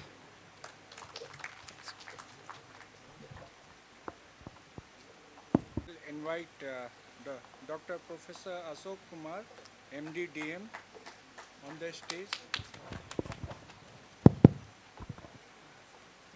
Now I invite Dr. Professor Ashok Kumar, MD DM, on the stage for the next session. He is currently Professor and Head Department of Neurology, IJIMS Patna, President, Indian Epilepsy Association, Bihar Chapter. He has edited 3 books and published more than 30 papers in national and international journals. Welcome, Dr. Ashok, and we are eager to hear you. Good afternoon. I am very thankful to Dr. Professor Hariyar Dikshit sir. Good afternoon. I am very thankful to Dr. Professor Hariyar Dikshit sir, Dr. Lalit Mohan and Dr. Hitesh, who has invited me to talk on the topic drug therapy of Parkinsonism, challenges and strategy. Itself, Parkinsonism is a very vast topic and very tough. I think many physician, neurologist, even us, sometimes had great confusion in diagnosing Parkinson's disease and Parkinsonism. So we have challenges in the diagnosis and also in the treatment, also in the research. So I will just try to clear some confusion, and I will show how this disease is a tough within 15 to 16 minutes. The therapies for Parkinsonism are mainly symptomatic. We are giving for the symptom, and we also focus on replacing the dopamine by giving levodopa, a dopamine agonist. As we know, among all the Parkinsonism, treatment is only effective for Parkinson's disease. And Parkinson's disease is a disease which is progressive, means you cannot halt or stop or reverse. Whatever medicine you are giving, by nature it is going to progress. Then it is a neurodegenerative, means the pathology in the brain is neurodegeneration. So for the research, we have to develop the models which has neurodegenerative in the nature. Like at present time, we have MPTP mice. We are injecting MPTP in the brain and producing Parkinsonism. So it is by nature toxin induced. It is not neurodegeneration. So researcher has lots of problem in developing the newer therapy or the vaccine. And in spite of neurodegenerative, it is asymmetrical. Start from one side. Is it neurodegeneration affecting whole body, but it affects only left or sometimes right side and remain asymmetry throughout the life. So many aspects of Parkinson's disease still we don't know. Then the pathology is alpha-synuclein aggregation. So most of the drugs and vaccines are targeting this alpha-synuclein in the future therapy. And the other aspect is evolving pathophysiology. Means every 4 to 10 years some newer concepts comes regarding the concept of Parkinson's disease. So researchers are not able to make a definite plan to develop newer drugs or the vaccine. Then in the last, the main problem is definitive diagnosis. It occurs only by demonstration of Lewy body in the brain. It can only happen after death of the patient, means you need the brain of the patient after death. So in the lifetime, you cannot diagnose Parkinson's disease 100% correctly. So the challenges in Parkinson's disease is in diagnosis. It is purely clinical and definitive diagnosis by autopsy. So now strategy are to tackle these challenges in diagnosis, inclusion of movement disorder society criteria in the diagnosis. It is clinical. You can diagnose Parkinson's disease correctly up to 80%.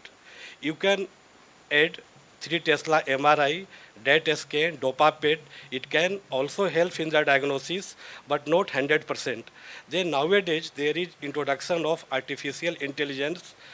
If we utilize these types of modules, researchers are able to diagnose Parkinson's disease up to 80%. But paper has just published last year. It is not in the clinical practice all over the world, and we have no data in our country. Then in the treatment are mainly symptomatic and dopamine replacement. Maybe in the future gene therapy come and our strategy can be successful. Then pitfalls in the present therapy is giving the frequency of the drugs, adequate dose, and the timing. This we can overcome by inclusion of clinical pharmacist in our management of Parkinson's disease. We can take the help of pharmacology department, like in the Western world, they are taking inclusion of pharmacist. Then advanced Parkinson's disease. As we know, Parkinson's disease is progressive. Whatever medicine you give, it is going to increase. So when you give Syndopa, then again you have to increase the dose. After some times, there become lots of side effect of Syndopa and disease will progress. So it's very tough for the doctor to tackle advanced disease. You have to give higher dose, then patient had dyskinesia. If you not give medicine, they have totally stiff. So for tackling this advanced PD, a strategy may be deep brain stimulation, duodopa, levodopa solution, or apomorphine. Now has come in the India since 6 months to 1 year. There is no therapy in the Parkinson's disease that can stop or reverse the condition. So we have to, a strategy has to be research and drug development. There is lots of challenges in drug development, as Parkinson's disease is a progressive, degenerative. So the MPTP mice model has no nature of progression and degeneration. So now scientists has developed a model or developing this to inject alpha-synuclein by adenovirus in substantia nigra, and they have developed a module which has progressive nature of Parkinson's disease with degenerative, but it is not evolved even in the research. Now it is still in the developing phase. Then evolving pathophysiology are the challenges. Now we know some pathophysiology, we plan research will advance 3 to 4 years, then again new therapy comes, new theory comes like neuroinflammatory theory, like gut theory, then again researcher has challenges and they have to change their plans. Then the biomarkers. There is not absolute biomarker present in the world till now. Only biomarkers is the clinical progression. So we have to stop the medicine and see the progression. But if you stop the medicine even for the overnight, patients had lots of problem and it is unethical. So all the research studies, they used to take early Parkinson's disease for the research. Even the drug becomes success in early PD, it's not sure it is going to work in the advanced PD. So these are the challenges. So strategy are nowadays evolving. It is not in the practice. Free water volume measurement in posterior part of substantia nigra. It has been seen by 3 Tesla MRI. There is increased free water content in posterior part of substantia nigra over the years. Then there lots of marker has developed, but not in the use. But artificial intelligence has also role in developing the biomarkers. So maybe in the future some biomarker will come. There is a very good paper in 1992 in Journal of Neurology, Neurosurgery and Psychiatry. In UK, in the brain bank, they have taken 100% of Parkinson's disease and diagnosis made by an eminent neurologist and certified neurologist in the UK. They have followed up all the 100% till death, and postmortem has been performed. Only 76% has demonstrated Levy bodies. So 24% diagnosis were wrong in the best center of the world. So diagnosis inaccuracy is because of a absence of a single test to diagnose Parkinson's disease. So to overcome this diagnosis inaccuracy, one can introduce MDS criteria, that is purely clinical. Doctor can diagnose Parkinson's disease in 80% of patients. There is a very recent article last year, in this May 2023, by Martinez. His a student, Jeronima, has done this work. She was a PhD pharmacist. They have taken a study from 1st February 2021 to 31st January 2022. They have taken 132 patients in the hospital who has 171 admission over a period of 1 year. They have assessed outpatient drug details, in-patient drug details, review of clinical report, and pharmacist has taken interview of the patients as well as the caregiver regarding the medication details. Out of 224 prescription with anti-Parkinsonian drugs, 179 had at least one medication error. So there was 60% error in the prescription. 91% had commission error and 8% was omitted the drugs. And most common error was related to timing of the drugs, frequency and dosing. And in 1/3 of the prescription, physician or neurophysician has prescribed one contraindicated drugs. So they have planned or given the strategy in your anti-Parkinsonian management or management of Parkinson disease include clinical pharmacist in the AP-MRP program, that is anti-Parkinsonian medication reconciliation program. If you include clinical pharmacist in the management, you are going to reduce sharply medication error and prescription of contraindicated drugs. And drugs for the Parkinson disease is levodopa, had discovered in 1913 and in the use since 1970. Two types of drugs in the market, 100 plus 25, 100 plus 10. 100 plus 25 is better than the 110.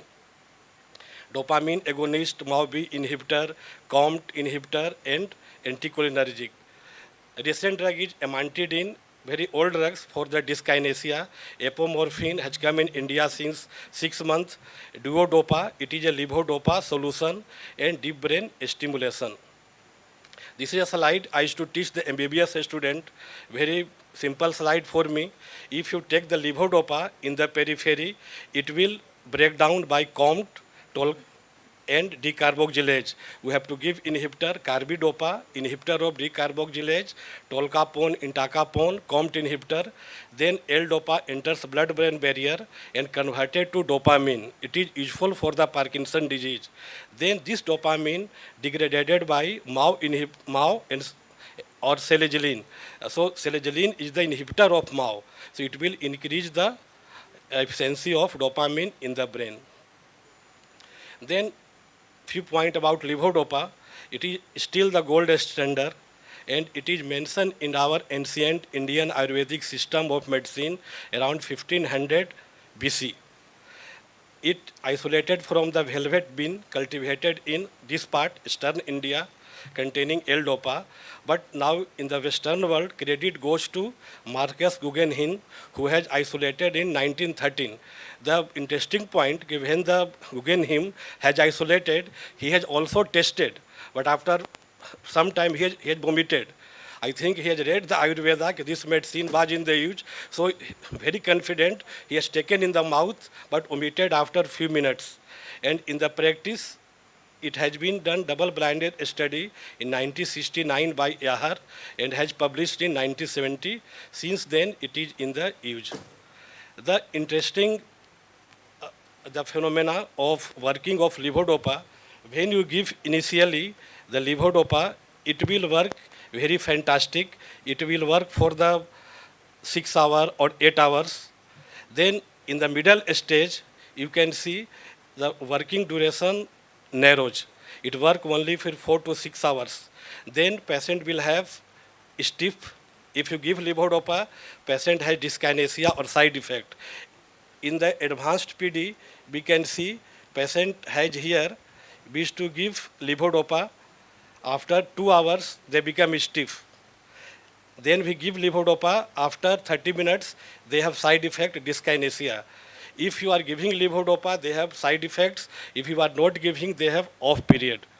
So nowadays, we used to give 1 liter of water, we put 10 tablets of levodopa with vitamin C, and wish to see the patient take the sip of water every 30 minutes or 40 minutes. And it works very good compared to the tablet. And second interesting point is, if you give the levodopa, patient has the dyskinesia after 5 to 7 years. It is bound to be, it is a clinical marker. If we are treating the patient is very well up to 5 years, 10 years, 15 years, there is only 2 points. Either doctor has misdiagnosed Parkinson disease, or second, patient is not taking levodopa. So patient of Parkinson disease has very worse or situation after 5 to 7 years. We have to give multiple drugs. So now challenges is also in the current therapy, like in initiation, managing advanced PD, motor symptom, non-motor symptom, dyskinesia, and wearing off. In the initiation of therapy, sometimes around 5 years ago, a doctor has hesitation in giving levodopa because patient will get dyskinesia. So they used to save it for when the disease become more troublesome. But nowadays, after PD-MAD trial has shown that if you give even the levodopa initial, it is going to work 7 years quite good, or less chances of discontinuation due to adverse effect like dopamine agonist or MAO-B inhibitors. So nowadays, recommendation by NICE, it is from the UK, considered levodopa in patient with motor symptom affecting quality of life. And even not affecting quality of life, you can give levodopa or dopamine agonist or MAO-B inhibitors. Then bearing off, if the disease advances and levodopa works has decreased, you can add the dopamine agonist MAO-B COMT inhibitor. Then on period dyskinesia, if you are giving the drugs and after 30 minutes patient has side effect, then you reduce the dose, give at a more frequency. You can add amantadine or deep brain stimulation or levodopa solution. Comes in the name of duodopa. Advanced PD, I have already talked, deep brain stimulation, levodopa solution, apomorphine, or inhaled levodopa. Nowadays, it's a nasal formulation, name is Inbrija, also available in the Bombay or the Delhi, in the India, so one can use. Regarding DBS, you have to put the lead in the brain and you have to stimulate from battery. Mechanism of action is not clear, and it is very interesting. It works very good if patient is responsive to levodopa. Very worse outcome in elderly with dementia. Treatment of non-motor symptom like in dementia, like other person, here rivastigmine works very well in depression, SSRI, in psychosis, pimavanserin, clozapine, but in our part we used to give quetiapine. Then the problem in drug development. There are challenges, progressive and degenerative models of Parkinson disease. I have already told, a strategy is inject the alpha-synuclein through adenovirus in the substantia nigra. Scientists has made a model, but still is in the evolving phase. Biomarker, measurement of increased free water in posterior part of substantia nigra is still in the evolving phase. At present, we are taking clinical disease progression, and most of the research takes untreated early PD. Evolving pathophysiology, if you make some research model on the present pathophysiology, next year some other basic concept will come, like inflammatory theory or the gut theory. So very tough to make a protocols for drug development. Few words about evaluation of clinical progression. The biomarker is clinical follow-up. Sometimes we have to stop the drugs overnight to see the progression. So it is unethical. So most of the trial they take untreated early PD. Even drugs works in early PD, it is no guarantee that it will work in advanced PD. So ultimate biomarker which is developing nowadays through MRI 3 Tesla, one can pick up the increased free water content in posterior substantia nigra. Emerging disease modifying therapy, not in the clinical use, but it is emerging gene therapy, alpha-synuclein targeted therapy, iron chelators. Now this is a whole range of drugs in the phase 1, phase 2, phase 3 trials in disease-modifying memantine, exenatide, and lactobacillus acidophilus, and in symptomatic therapy, there are lots of drugs, opicapone, escitalopram, rivastigmine, they are still in the evolving phase. Few words about gene therapy. It is aimed of delivering key proteins in the basal ganglia through virus known as prosavin. One can inject the proteins which can restore the loss of dopa decarboxylase. Nowadays, scientists have also injected in the midbrain, but result is has not come at this present. They all study are going on. Then target alpha-synuclein. Scientists had used immunotherapy to block alpha-synuclein spread by monoclonal antibody and to inhibit aggregation. Lots of vaccine has developed. They are still in the phase 2 trials, and to degrade or decrease the production, nilotinib, it is effective, but still is in the phase 2, phase 3 trials. Then iron chelators has also done a study at a single center, pilot double-blind study has found effective, but not in the clinical use. Stradifylline has approved only in the Japan since around 8 years. It can only decrease the off time. So there is some preventive strategy in Parkinson disease. Coffee has come in a big way. It has been shown that chronic coffee addictors, they have less incidence of Parkinson disease. Also in chronic, who has taken chronic intake of tea. Second, regular safe exercise. These two conditions has decreased incidence of Parkinson disease. Also less incidence has noted in persons suffering from arthritis who are taking chronic ibuprofen, and also in the smokers. Uh, but we cannot advocate the smoking to the patient. I think a smoker have lung carcinoma, they die early. So I think they are not developing Parkinson disease. Then some new therapy has also come. Varnestylin has limited efficacy, and maybe vaccine can help in the future. So summary of the talk is challenges exist in PD diagnosis, management, and drug development and research. And the challenges we can overcome in our part by inclusion of clinical pharmacists in management of Parkinson disease and use of deep brain stimulation.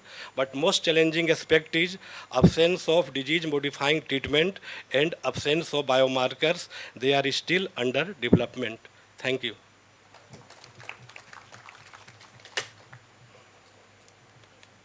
So, this was an extremely informative session. Now, I request Professor Dr. Rajesh Kumar sir to facilitate our speaker, Professor Dr. Ashok Kumar. Sir, please.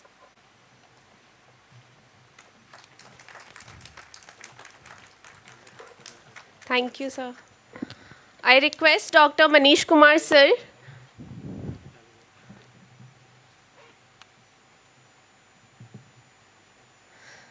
I request Dr. Manish Kumar sir to facilitate our speaker, Dr. Gunjan Kumar.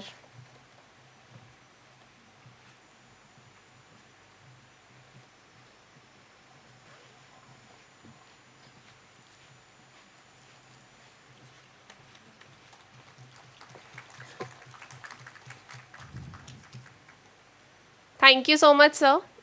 Now I request Dr. Nupur Niharika ma'am to please felicitate our chairperson, Professor Dr. Rajesh Kumar sir.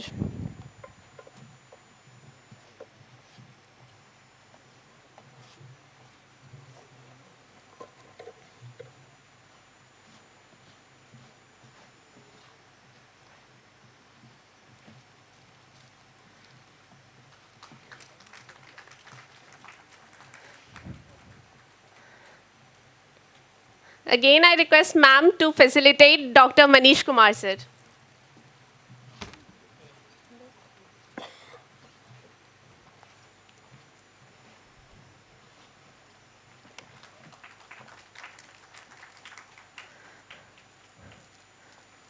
Thank you, ma'am. Now I request Professor Dr. Rajesh Kumar sir to facilitate Dr. Nupur Niharika ma'am.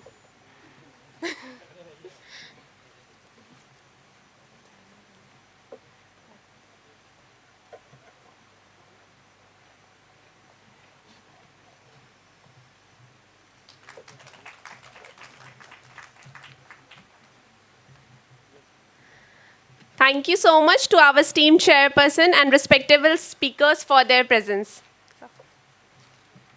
Pharmacotherapy of diabetes. For this, I would like to invite our respectable chairpersons on the stage. Professor Dr. Sudhir Kumar, Professor, Department of General Medicine, IGIMS Patna.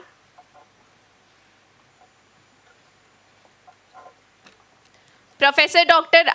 Ashish Kumar Vishwas, Professor and Head, Department of Pharmacology, Sheikh Bihari Medical College and Hospital, Hazaribagh, Jharkhand. And Dr. Rajiv Ranjan, Consultant, Past Honorary Secretary, IMA Bihar Chapter. He is not present here due to some urgent work. So, the management of diabetes is not only the controlling of blood sugar. It has multiple aspects. So in this session, we are going to learn about the different aspects of diabetes management, starting from the prevention, management of diabetes proper, and management of its complication. So first of all, I would like to call Dr. Nirav Kumar, Additional Professor of Cardiology, IGIMS Patna, and he is having keen interest in physiology of heart and arrhythmia. He will talk about the pharmacotherapy in autonomic neuropathy affecting the heart. Dr. Nirav. Dealing with cardiac autonomic neuropathy in diabetic. This is a common condition, often undiagnosed or underdiagnosed, and very difficult to treat. So we should understand that this condition should be recognized as early as possible to prevent the complication. So from the physiology day, we can understand the sympathetic flow, sympathetic output exit from the spine, then it goes to the sympathetic ganglia, then it goes to the heart. In heart, there are receptors. The beta-1 receptor is responsible for contractility and increase in heart rate. It also supplies the arterioles. Almost all artery vein is supplied by the sympathetic nerve. So in arterioles, there is alpha-1 receptor that is responsible for constriction of arterioles, and that is responsible for maintenance of the blood pressure. It also contract the venous system that increase the flow in the heart, so increase the cardiac output also. Similarly, there is the vagus nerve also supply the heart. It is the ninth cranial nerve which supply the heart, and through muscarinic and nicotinic receptor it control the heart. Vagus nerve act antagonistically to the sympathetic nerve, as all we know, and there are center in the pons and medulla. There junction of center, there is vasomotor center that is responsible for control of blood pressure, heart rate, everything. So it is controlled by that. So there are baroreceptor also in arch of aorta, in carotid artery bifurcation, there are receptor, that is baroreceptor. So when there is rise in blood pressure, it will cause stimulation of the baroreceptor that will send the signal to the brain, and parasympathetic system will activate. So after activation of parasympathetic system, the heart rate will get slow, the contractility will be less, and all the sympathetics, the symptom will be antagonized, so blood pressure will be low. Similarly, if there is low blood pressure that is sensed by the receptor in the arch and carotid, so that will increase the sympathetic flow. Again, there is alpha-1 contraction, so that will maintain the blood pressure. So while we stand, there is fall in blood pressure because shifting of blood in the lower limb. So when there is shifting of blood in the lower limb, that the receptor will get activated, and similarly sympathetic outflow will increase. So when there is sympathetic outflow will increase, it will increase the heart rate, the contractility, alpha-1 receptor will get activated. So that will cause the rise in blood pressure. So there is fine balance between sympathetic and parasympathetic system in the body that maintain the blood pressure. Whenever we stand, there is stimulation of sympathetic system. So there is fine balance. If balance get affected, then there is problem. So normally when we stand, there is fall in blood pressure that is in minimal level.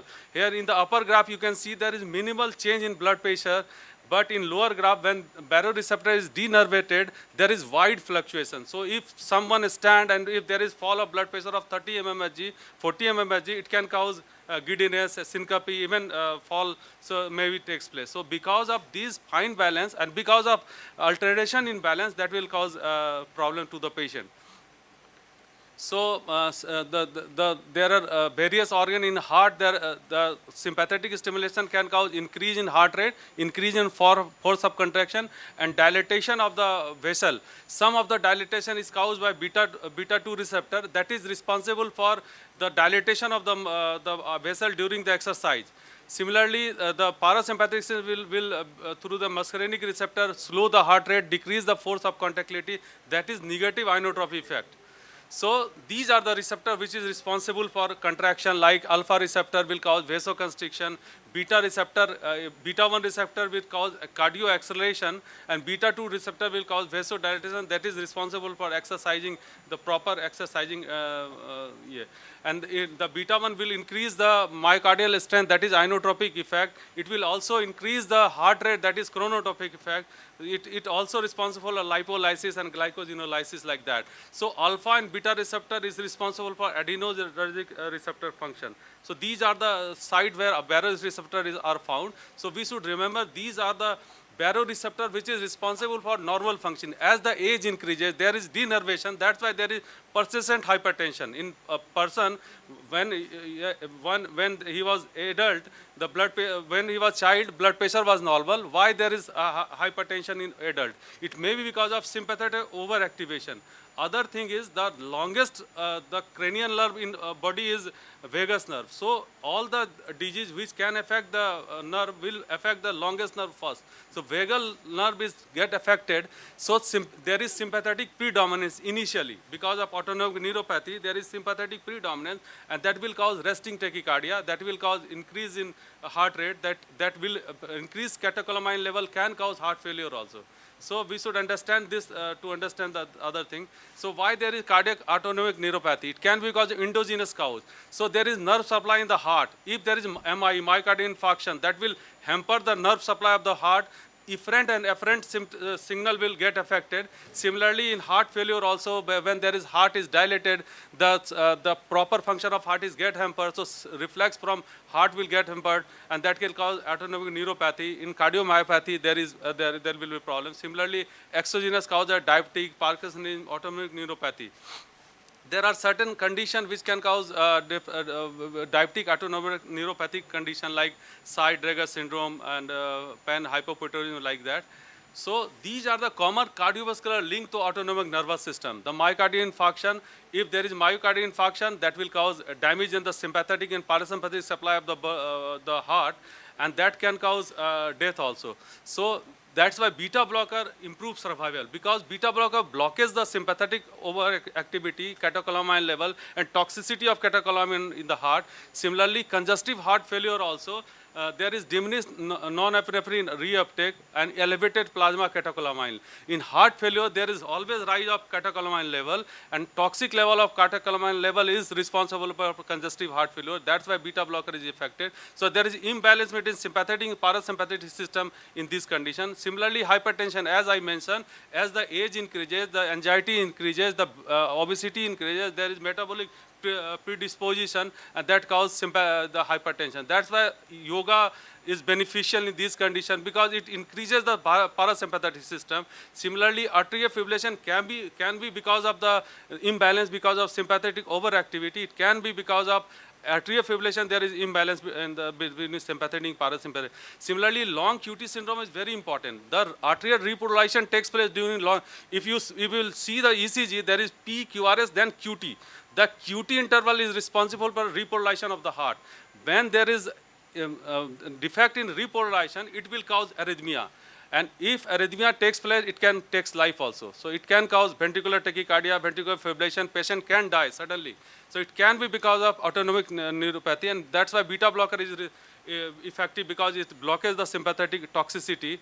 Similarly, the neurocardiogenic syncope, the postural orthostatic hypertension, diabetic, these are the complications. So orthostatic hypotension is the final common pathway because of these complications. When patient stand, the sympathetic activation is proper sympathetic activation is not there, so there is fall in blood pressure, and fall of blood pressure is not compensated because of alpha receptor is not properly functioning, and the cardiac output is not increased during the standing, so it can cause orthostatic hypertension. So the cardiac neuropathy, diabetic cardiovascular autonomic neuropathy was first described by 1970 by the Law et al. According to IDF, the prevalence, global prevalence is 8.8% and expected to increase by 10 to 10.4%. So DCN is one of the least understood of all complications of diabetes mellitus and has been defined as presence of abnormal myocardial perfunctions secondary to dysregulation of autonomic cardiovascular control in absence of other causes. The prevalence in diabetes is in type 1 diabetes it is 17%, and type 2 it is almost 22%.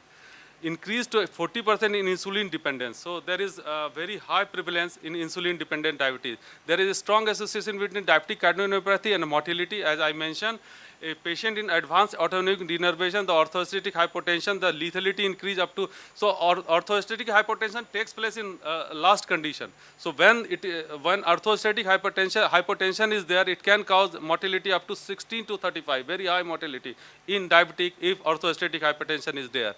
So these are the probable mechanism, exact mechanism is not known, maybe because of the toxicity, because of radical injury, direct neuronal damage, so many mechanisms.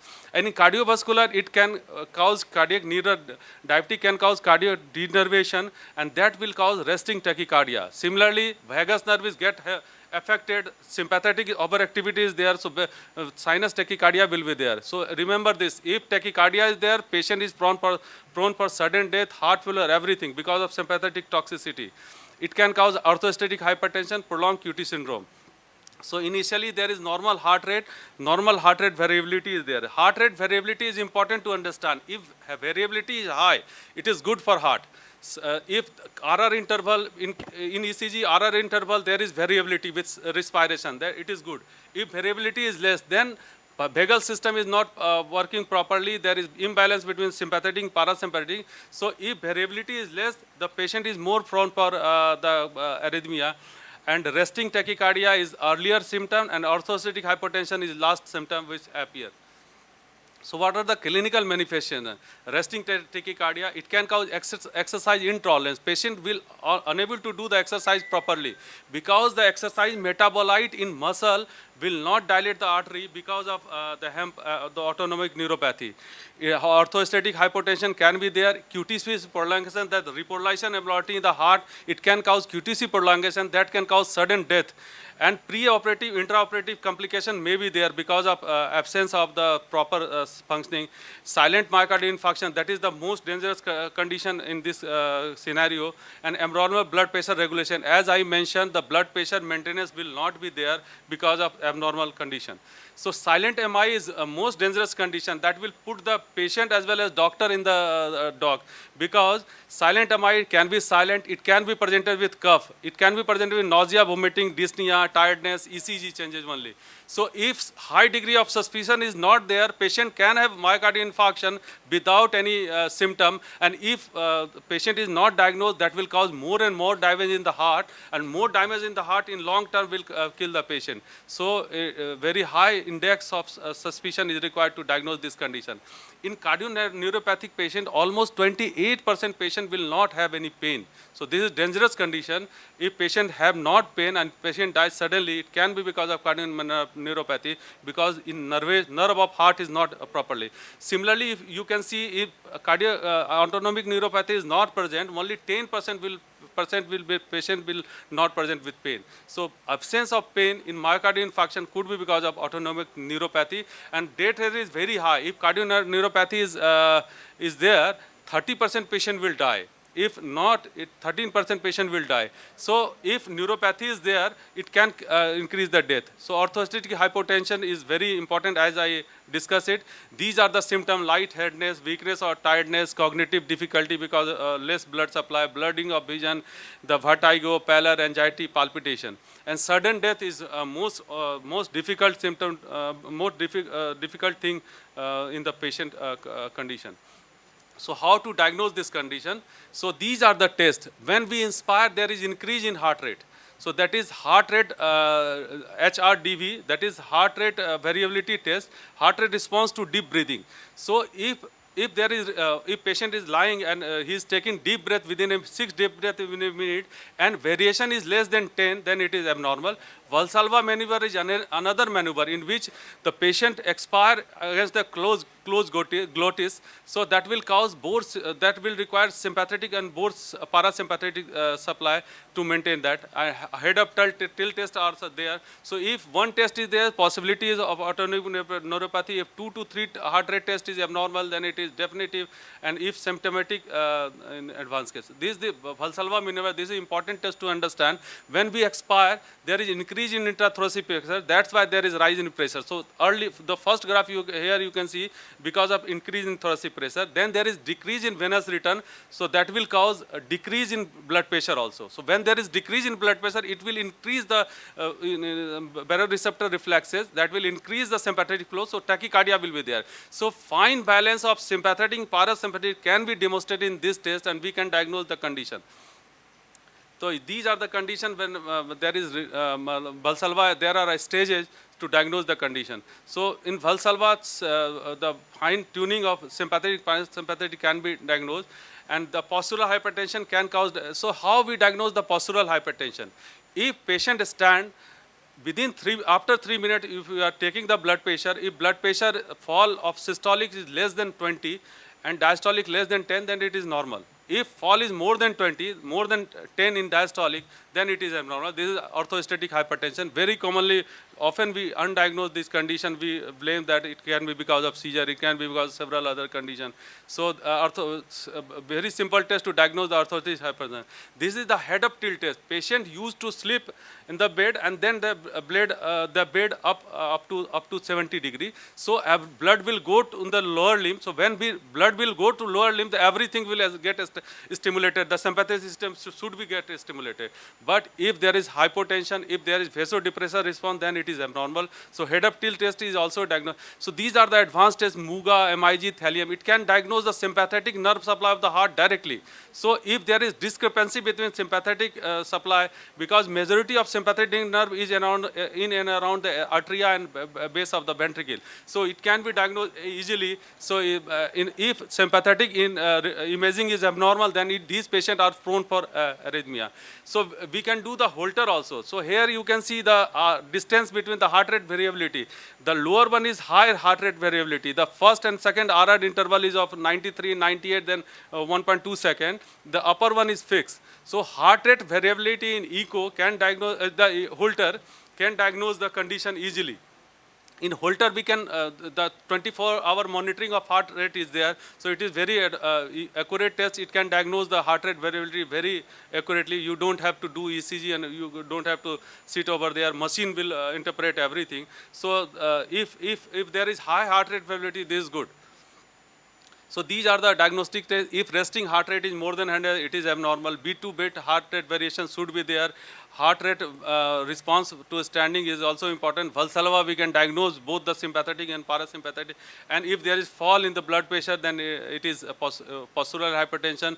The electrocardiography is also important because QTC interval can be diagnosed with the ECG. So if it is more than 440, then these patients are prone for heart disease. If some patient dies suddenly, and if in ECG it is more than 440, then there was indication it should be corrected earlier on. So as I mentioned, the prognosis is bad almost in every study. So how we should treat these patients? The hyperglycemia, long-standing hyperglycemia, poorly controlled sugar is the most important risk factor. It should be controlled. The hypoglycemia is also very important to treat because we should avoid hypoglycemia. It worsens the sympathetic and parasympathetic balance. Beta blocker is cornerstone for therapy to prevent sudden cardiac death. So we should do the tight glycemic control. We should do the screening. heart rate variability we should look for. In cardiac MUGA and thallium scan, we can diagnose easily whether sympathetic denervation is there or not. Postural hypertension can be diagnosed easily in the table bedside. It should be done. And if cardiac variability is there, it should be treated with AC inhibitor, beta blocker. And these are the molecule is beneficial in heart failure also. So in heart failure, it is very important to understand that there is imbalance between sympathetic and parasympathetic system. And the postural hypertension can be treated with the supporting garment, the stocking. So the other important drug are clonidine, meduridine, and octreotide. That is somatostatin analog, the mineralocorticoid steroid, and clonidine actually is used for control of hypertension. But in this condition, low dose of clonidine control the hypertension. And other thing is there are innovative therapies going on. This is vagal nerve stimulation, a pacemaker type of thing here you can see, and there is the wire is going into the carotid body. So here in the right one you can see there is stimulation is going on through that. So carotid body can be stimulated, the vagal stimulation can be increased, and it can improve the vagal stimulation, the balance between sympathetic and over parasympathetic can be balanced. So these therapy is going on. There is encouraging result initially. So this is the ICD. This established therapy. ICD can be put inside the heart, and it can read the QT prolongation. It can correct the ventricular tachycardia. It can correct the ventricular fibrillation, and it can correct the sudden cardiac death almost in 40% of 40%. Reduces the sudden cardiac death, particularly in heart failure in low ejection patient almost 40%. So this is the unique therapy which can prevent the sudden cardiac death. So diagnosis is important. Often this condition is underdiagnosed. Prevention is very important by doing the control of sugar, hypo and hyper should be avoided. Non-pharmacological therapy, that is regular exercise, yoga is also important. Keeping the weight in lower side is important. And then pharmacological therapy of the condition is important, and device and innovative therapy, some therapy is going on to control this condition, and hopefully we will have the success. Thank you. Now I request Dr. Ved Prakash sir, DM Endocrinology, Additional Professor of Department of Endocrinology, IGMS Patna, to speak on a very interesting topic, challenge in insulin therapy. Dr. Ved Prakash sir, please. So good afternoon to all. First of all, I would like to thank the organizers, especially Dikshit sir, Lalit sir, and Dr. Hitesh for this invitation. And the topic given to me is challenges in the insulin therapy. So basically, challenges or barriers in insulinization are basically occurs at the two stages. First at the physician level, and second at the patient level. So mainly two barriers are there, physicians related barriers and patient related barriers. In physician related barrier, one of the most important thing is the therapeutic inertia. Then question arises, what is therapeutic inertia? So therapeutic inertia is that recognizing that patients are not meeting the defined targets in the management of chronic diseases like diabetes, hypertension, dyslipidemia, but still you are not changing the therapy to meet the desired goals. This is therapeutic inertia. So in spite of uncontrolled blood sugar, if physician is not changing the drug, not advising the correct therapeutic lifestyle changes to the patient, and desired goals are not met, then it is known as therapeutic inertia.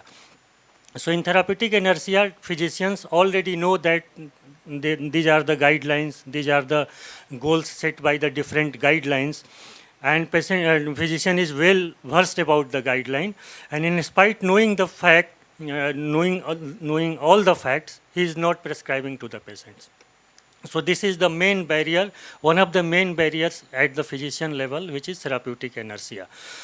What are the other barriers at the physician level? Other barriers are the concern over the side effects of the insulin. Like one of the most important side effect is the hypoglycemia. So almost 75% of the healthcare practitioners stated that the risk of hypoglycemia is a barrier of insulin therapy for them. So hypoglycemia is the one concern. Second concern is another side effect of the insulin, which is weight gain. We all know that insulin causes weight gain up to 2 to 4 kg, and majority of all of our type 2 diabetic patients are already overweight or obese. So weight gain can cause problem to the patient. So most of the physicians are not one of the reason for not prescribing insulin. And third is the poor quality of life. We all know that insulin is taken in the injection form. So insulin is taken in the injection form. So prescribing insulin to the patient can cause decrease in the quality of life of the patient. So this is the another concern at the physician level. Another is the lack of experience. If any doctor has not previously used insulin or not using insulin frequently, then they have reservations regarding the use of insulin. And in this regard, one of the famous study is the Dawn study, which is a multicentric study done in the different countries. And according to this study, majority of the physicians and nurses stated that insulin therapy should be delayed until absolutely necessary. So this is the view of the physicians and nurses. And in Indian patients are also included in this study. And in Indian study, it has been found that insulin initiation is delayed much longer by the Indian physician in comparison to the other physicians of the other country. And the average insulin started in a type 2 diabetic patient, the average duration is 8.8 years in India. So this is the scenario of insulinization in India. And the concerns over losing patient. This concern is actually very important for the private sector doctors, because if you prescribe insulin to someone, then there is also always a fear that this patient may go to the other physician and other hospitals, and I can lose my patient. So this is another concern for not prescribing insulin in the private sector. And basically complexities of the insulin regimen is also responsible for not prescribing insulin. So we all know that there are various insulin regimens are available for prescription to the patient. The gold standard is the basal bolus regimen, in which 3 bolus insulin should be given along with 1 long-acting insulin or basal insulin. There are other insulin regimens like 2 times pre-mixed insulin, 3 times even 3 times pre-mixed insulin, even 2 times regular insulin, 1 time pre-mixed insulin, or 1 time NPH insulin. So there are various complex types of regimens are available in the literature. So seeing this complexity of these insulin regimens, many physicians avoid that. After prescribing these insulin regimens, we have to work harder, I have to work harder, I have to spend more time to the patient to explain about the insulin regimens, about the dose adjustment, about the hypoglycemia and other side effects of insulin. So this is one of the reasons at the physician level for not to prescribe insulin. So at the physician level, I think most important problem is insufficient resources in form of time and manpower. So if any physician prescribes insulin to any patients, then you have to explain each and everything about the insulin, how to take, when to take, where to take, what should be the proper techniques, what are the side effects of insulin, how to adjust the insulin dose. And for explaining all this to the patient, it requires time. And in our clinical practice, it is very rarely we have time. So for explaining all the insulin-related queries of the patient to the patient, minimum 20 minutes, 25 minutes, 30 minutes is needed, and that much of time is not available to the physician. So that is one of the main reasons for not prescribing insulin. Another is the manpower. Actually, all the things related to the insulin should be explained to the patient by trained diabetes educator. So, and in most of the centers, trained diabetes educator or certified diabetes educator is not available. So, these are the one of the most important factors for not prescribing insulin by physicians. So, how we can overcome these barriers at the physician level? So, we can overcome these barriers by CME like this, or hands-on workshop, hands-on training of the physicians by the means of workshop. And even physicians can train himself or herself by self-education, and there are various clinical self-assessment tools are also available online. One of the is the therapeutikinertia.diabetes.org is the website where physicians can train himself or herself, and after training they can give clinical self-assessment examination also, and by seeing the result of clinical self-assessment examination, the physician can improve himself. So what are the solutions? One is the physician education. Second is the reduced burden of the physician's work by providing adequate nurses, pharmacists, or diabetes educators to the every clinics or every diabetics clinics, and so that the burden of the physician should be minimized, and each and every aspect of insulin can be explained to the patient. And the concerns regarding the side effects like hypoglycemia, weight gain, these can be minimized by newer insulins. As we all know that the insulin analogs are available, different types of insulin, short-acting analogs and long-acting analogs are also available in the markets. And in terms of side effects, these newer insulin analogs are better in comparison to the human insulin. The hypoglycemia is less with these newer insulin analogs, and even weight gain can be minimized by using these newer insulin analogs. Even weight gain can be neutralized by the adequate diet and exercise, and in addition to insulin, we can also prescribe the drugs that can cause weight loss like SGLT2 inhibitor and GLP-1 receptor agonist along with insulin. And some of the newer insulins like insulin detamir. Insulin detamir is one of the long-acting insulin analog which has very minimal weight gain. So with the newer insulin analogs, the side effects associated with insulin like hypoglycemia and weight gain can be minimized. Now coming to the barriers at the patient level. The main barrier is the psychological insulin resistance. When there are various myths also available. There are also various myths with the insulin therapy. So psychological insulin resistance is in one of the studies, it has been found that approximately 30% or more of the insulin naive type 2 diabetic patients are not willing to take insulin. This is the Western data. In India, it is almost, I think, more than 50% patients are not willing to take insulin. So why they are not willing to take insulin, we discuss later on. So this impact of psychological insulin resistance is basically very harmful for the patient himself or herself, because patient is not ready to take insulin and his or her blood sugar is not controlled. Targets are not, we are not achieving the desired targets, and that leads to the chronic hyperglycemia, and chronic hyperglycemia can lead to the development of the microvascular or macrovascular complications, which ultimately can harm the patient only, which can produce harm to the patient only. Because जितने भी problems हो गए वो आखिर झेलना तो फिर मरीज को ही है, ठीक है. तो that is the because of psychological insulin resistance, insulin control is, blood sugar control is not achieved, and that results into the different types of micro or macrovascular complications.